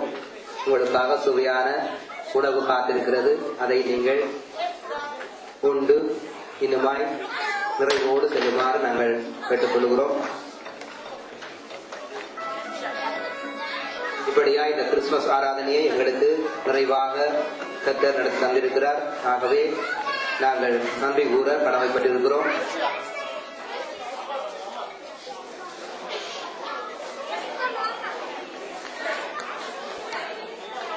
நல்லது நண்பர்களே, உறவுகளே, சோழர்களே, எங்களுடைய இந்த அழைப்பை ஏற்று இந்த காலநிலை மத்தியிலும் வெளியிலே அசாதாரண காலநிலை பொழுதிலும் நம்முடைய அழைப்பை ஏற்று வந்த ஒவ்வொரு நண்பர்கள் உறவர்களுக்கு நாங்கள் நன்றி கூறிக்கொள்கிறோம். பிரேடா சபையார், ஆரணம் சபையார், அசன் சபையார், எமன் பகுதியில் இருந்து போஸ்டகசலன், ஆம்ஸ்டர்டாம், இப்படியாய் எல்லா பகுதியிலிருந்து வருகின்றீர்கள். பெல்ஜியம் பகுதியில் வருகின்றீர்கள். ஆகவே எல்லோருக்கும் நாங்கள் இவ்வளவு நேரம் பொறுமையாக இருந்து நீங்கள் நிகழ்ச்சிகளை பார்த்து வழங்கிய ஒத்துழைப்புக்கு நாங்கள் நன்றியை தெரிவித்துக் கொள்கிறோம். அது மாத்திரமல்ல, இந்த நிகழ்ச்சியை நடத்துவதற்கு, இந்த கிறிஸ்துமஸ் ஆராதனையை நடத்துவதற்கு நம்முடைய தலைமை போதகர் அனுமதியை கொடுத்திருந்தார். அவருக்கு நாங்கள் நன்றியை தெரிவித்துக் கொள்கிறோம். அவரும் தற்சமயம் இலங்கையில் இருக்கிறார். அவர் தன்னுடைய கிறிஸ்துமஸ் வாழ்த்துக்களை உங்கள் எல்லோருக்கும் அசன் சபையார், பிரேடா சபையார், ஆரணம் சபையார், பெல்ஜியம் சபையார் வந்திருக்கிற நண்பர்கள், உறவுகள் எல்லோருக்கும் தன்னுடைய கிறிஸ்துமஸ் வாழ்த்துக்களை தெரிவிக்கும்படியாக அவர் கூறியிருந்தார். அவருடைய வாழ்த்துக்களை நாங்கள் தெரிவிக்கிறோம். நீங்கள் அந்த வாழ்த்துக்களை பெற்றுக் கொள்ளுமாறு உங்களை அன்போடு கேட்டுக்கொள்கிறோம். அது மாத்திரமல்ல, இப்படியா இந்த ஆராதனை நடத்தின சகோதரர்கள், தேவ செய்தியை கொடுத்த சகோதரன், நிகழ்ச்சிகளை வழங்கின பிள்ளைகள், நிகழ்ச்சிகளை பழக்கினவர்கள் எல்லோருக்கும் எங்களுடைய மனமார்ந்த நன்றிகள். அது மாத்திரம் நீங்கள் இப்படியாய் வந்திருந்த பொழுது உங்களுக்கு வயிறு நிறைய சிற்றுண்டிகளை கொடுத்து, தேநீர்களை கொடுத்து, இன்னுமாய் நீங்கள் உணவருந்த போகிறீர்கள். இப்படியாய் சுவையான உணவுகளை சமைத்த சகோதரர்கள், குடும்பத்தார்களுக்கும் நாங்கள் நன்றிகளை தெரிவித்துக் கொள்கிறோம். இந்த டெக்னிக்ஸ் பகுதிகளில் இருந்து இவ்வளவு நேரமாய் பாடுபட்ட சகோதரர்களுக்காய் நன்றி. இந்த வீடியோ சாதனங்கள், இப்படியாய் இந்த இன்டர்நெட் காரியங்கள் இப்படியாய் செய்த சோழர்களுக்காய் நாங்கள் இந்த இடத்திலே நன்றி கூறிக்கொள்கிறோம். இன்னும் அநேக வாகனங்களை ஓடி உதவி செய்திருக்கிறீர்கள். உங்கள் எல்லோருக்கும் நாங்கள் நன்றிகளை தெரிவித்திருக்கிறோம். இன்னும் யாரெல்லாம் இந்த இடத்திலே நாங்கள் குறிப்பிட மறந்திருக்கிறோமோ அவர்களுக்கும் எங்களுடைய நன்றிகளை நாங்கள் தெரிவித்துக் கொள்கிறோம். ஆகவே நன்றிகளை பெற்றுக் கொள்ளுங்கள். வந்தவர்கள் அனைவரையும் கர்த்தர் தாமே ஆசீர்வதிப்பாராக. கரங்களை தட்டி கர்த்தருடைய நாமத்தை நாங்கள் மகிமைப்படுத்துவோம். இப்பொழுது சகோதரர் அவர்கள் வந்து உங்கள் இந்த போக்குவரத்து நாங்கள் திரும்பி வீடு செல்ல வேண்டும். எல்லோரும் பாதுகாப்பாக வீடு செல்வதற்கு அவர் ஜெபம் பண்ணி இந்த ஆராதனையை ஆசீர்வாத ஜெபத்தோடு நிறைவு செய்து வைப்பார். ஆகவே அதோடு நீங்கள் இணைந்து கொள்ளுமாறு உங்களை நாங்கள் கேட்டுக்கொள்கிறோம். இந்த ஆராதனை முடிவிலே உங்களுக்கு இலவசமாக ஜீவோடி திருச்சபையின் சார்பிலே ஒரு கலண்டர் கொடுக்கப்படும். அதை நீங்கள் பெற்றுச் செல்லுமாறு உங்களை நாங்கள் அன்போடு அழைக்கிறோம். இதன் முடிந்த பிற்பாடு உங்களுக்கு சுவையான உணவுகள் காத்திருக்கின்றன. அதை நீங்கள் உண்டு நீங்கள் செல்லுமாறு உங்களை நாங்கள் அன்போடு கேட்டுக்கொள்கிறோம். அவர் வந்து ஜெபம் பண்ணி இந்த ஆராதனை நிறைவு செய்து வைப்பார். இந்த ஆராதனை நிகழ்ச்சியை முடிக்கும் முகமாக தயவு செய்து நான் தேவ சமூகத்தில் எழுந்து நின்று இந்த ஆசீர்வாத ஜெபத்தோடு கூட இந்த ஆராதனை நாங்கள் முடித்துக் கொள்வோம். இவ்வளவு நேரமும் நீங்க பொறுமையோடு இருந்து ஆண்டவருடைய காரியங்களையும் நிகழ்ச்சிகளையும் நீங்கள் பார்த்து ரசித்திருப்பீர்கள், பிரயோஜனப்பட்டிருக்கும் என நாங்கள் விசுவாசித்திருக்கிறோம். மிக முக்கியமாக இந்த இன்டர்நெட் மூலமாக பார்த்து கொண்டிருக்கிற சகோதரர்களுக்கு ஒரு அறிவிப்பு என்னவென்றால், நாங்கள் எதிர்பார்த்தபடி சொன்னபடி அந்த காரியங்களை உரிய நேரத்தில் ஒளிபரப்ப முடியவில்லை.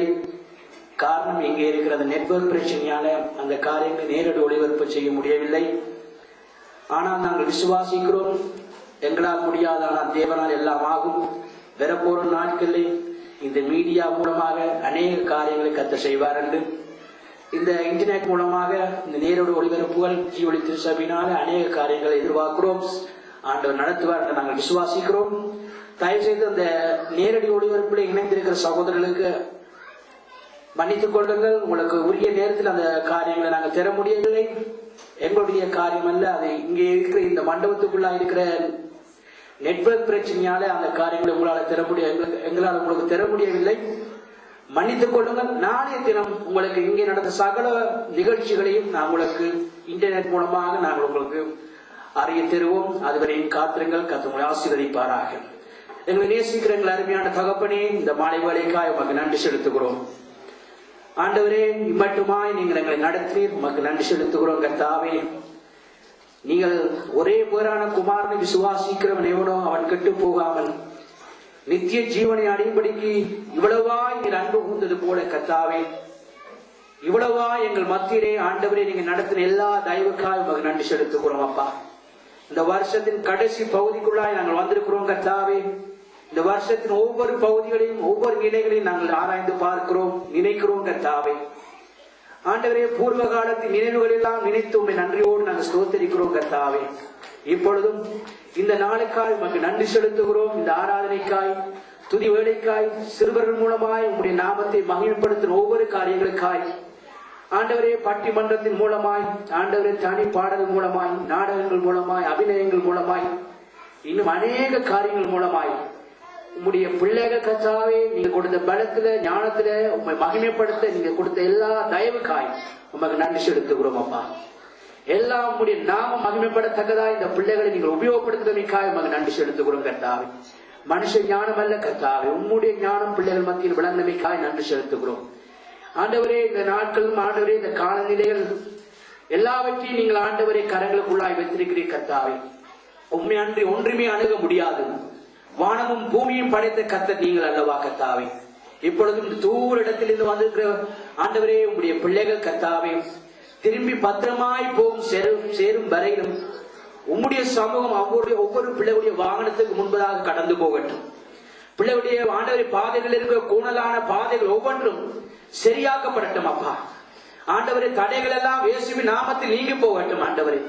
பனி குளிருக்கு ஆண்டவர் எதுவா இருந்தாலும், அது பகலில் வெயிலாகிலும் இரவில் நிழலாகிலும் குளிராகிலும் நம்மை சேதப்படுத்த முடியாது. நாங்கள் இயேசுவின் நாமத்திலே கட்டளை கொடுக்கிறோம். கர்த்தர் நமக்கு பலனும் கிருபையுமாய் இருந்து எங்களை வழிநடத்தும்படியாக நாங்கள் ஜெபிக்கிறோம் கர்த்தாவே. ஆண்டவர், ஒவ்வொரு வாகனங்களையும் இரத்தத்தினாலே நாங்கள் மூடுகிறோம் கர்த்தாவே. ஒவ்வொரு உதிரி பாகங்களையும் இரத்தத்தினால் மூடுகிறோம் கர்த்தாவே. இந்த ஆராதனையான மகிழ்ச்சியோடு இந்த பிள்ளைகள் கடந்து போகும் பொழுதும் உங்களுடைய தேவ பிரசன்னமும் ஆண்டவர் உங்களுடைய மகிமையும் இந்த பிள்ளைகளோடு கூட கடந்து போக வேண்டுமாய் நாங்கள் மன்றாடுகிறோம். இந்த ஊழியத்துக்காய் பிரியாசப்பட்ட ஒவ்வொரு பிள்ளைகளுக்காய் உமக்கு நன்றி செலுத்துகிறோம் கர்த்தாவே. இன்னுமா ஆண்டவர் இந்த சிற்றுண்டு ஊழியங்களை ஆண்டவர் செய்த ஒவ்வொரு மக்களுக்காய் உமக்கு நன்றி செலுத்துகிறோம்.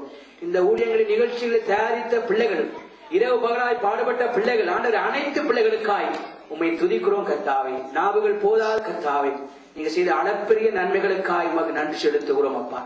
ஆண்டவர், இந்த நாட்களும் ஆண்டவரே தலைமை போதகர் இந்த மத்தியில் இல்லாத பட்சத்திலும் கர்த்தாவே உம்முடைய கிருபையும் உம்முடைய தயவும் உம்முடைய பிள்ளைகளுக்கு கொடுத்து இம்மண்டமாய் நீங்க நடத்தின எல்லா தயவுக்காக உமக்கு நாங்க நன்றி செலுத்துகிறோம் கர்த்தாவே.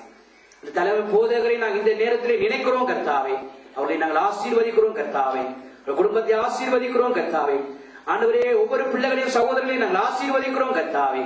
உமக்கு நன்றி செலுத்துகிறோம் ஆண்டவரால் இயேசு கிறிஸ்துவின் நாமத்தில் இந்த நல்ல மனமகிழ்ச்சி ஆராதனைக்காய் நாங்கள் நன்றி செலுத்தி வரப்போற அந்த புதிய வருஷத்தை உங்களுடைய சமூகத்திலே நாங்கள் ஒப்புக் கொடுத்து செபிக்கிறோம் கர்த்தாவே. உங்களுடைய கரத்தில் உங்களுடைய பிள்ளைகளை ஒப்புக் கொடுக்கிறோம் கர்த்தாவே. வரும் காலங்கள் எல்லாம் உங்களுடைய கரத்தில் இருக்கிறபடியால் ஆண்டவரே உங்களுடைய கரத்திலே இந்த புதிய வருஷத்தை நாங்கள் ஒப்புக் கொடுக்கிறோம்.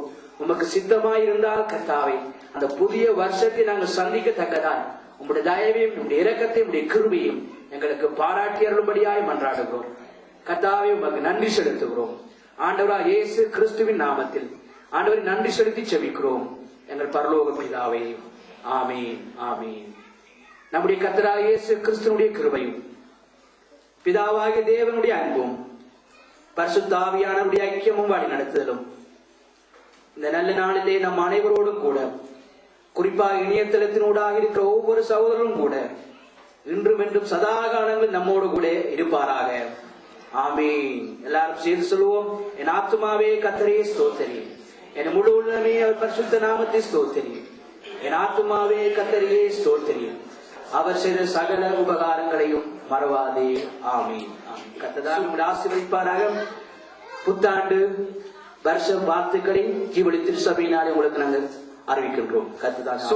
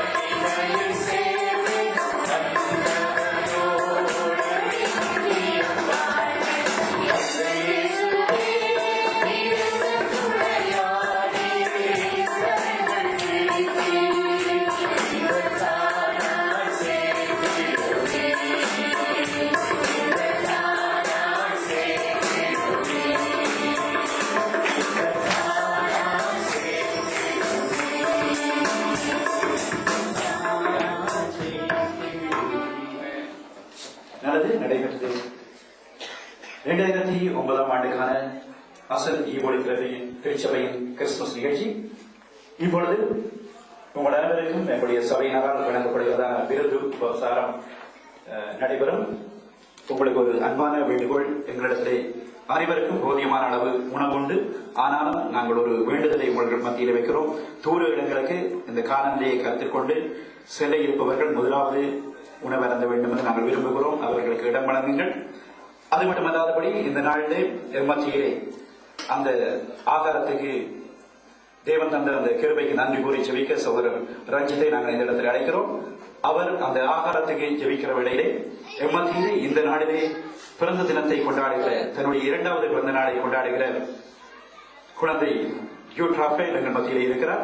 அதே போல எங்களுடைய அன்பு சபையின் சகோதரி சாந்தி அவர்களும் இந்த நாளிலே தன்னுடைய பிறந்த நாளை கொண்டாடுகிறார். எனவே வேறு யாரும் இதே நாளிலே உங்களுடைய பிறந்த நாளை கொண்டாடுவீர்களா இருந்தால் நீங்களும் முன்னுக்கு வருகிற வேளையிலே சகோதரர் அவர்களை ஆசீர்வதித்து உணவுக்கு அமர இப்பொழுது இருக்கிறார்.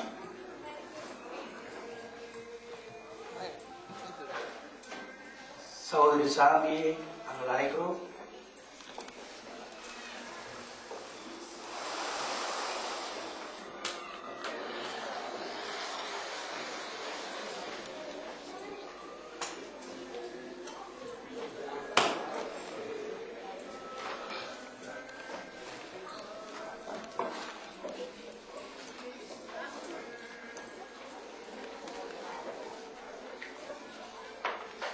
வாங்க அப்பா அம்மாங்க, அப்பா அம்மாங்க, பிள்ளை அம்மா அம்மாங்க எல்லாரும். ஹல்லேலூயா. ஆண்டவராகிய இயேசு கிறிஸ்துவின் நாமத்தினாலே கர்த்தாவே, இந்த பிறந்த நாளை கொண்டாடுகிற ஆண்டவரே சகோதரி சாந்திக்காகவும் ஆண்டவரே ஜூட்டுக்காகவும் நாங்கள் செபிக்கிறோம். கர்த்தாவே, ஜூட் ராஃபில் கிராட்டுக்காக நாங்கள் செபிக்கிறோம். ஆண்டவரே, உங்களுடைய தயவும் உங்களுடைய இரக்கமும் இந்த பிள்ளைகளோடு கூட இருந்து வழிநடத்துவது போல ஆண்டவரை இதுவரை போற நாட்கள் கர்த்தர் அபரிதமா இவருடைய வழிநடத்த வேணுமாக நாங்கள் செபிக்கிறோம்.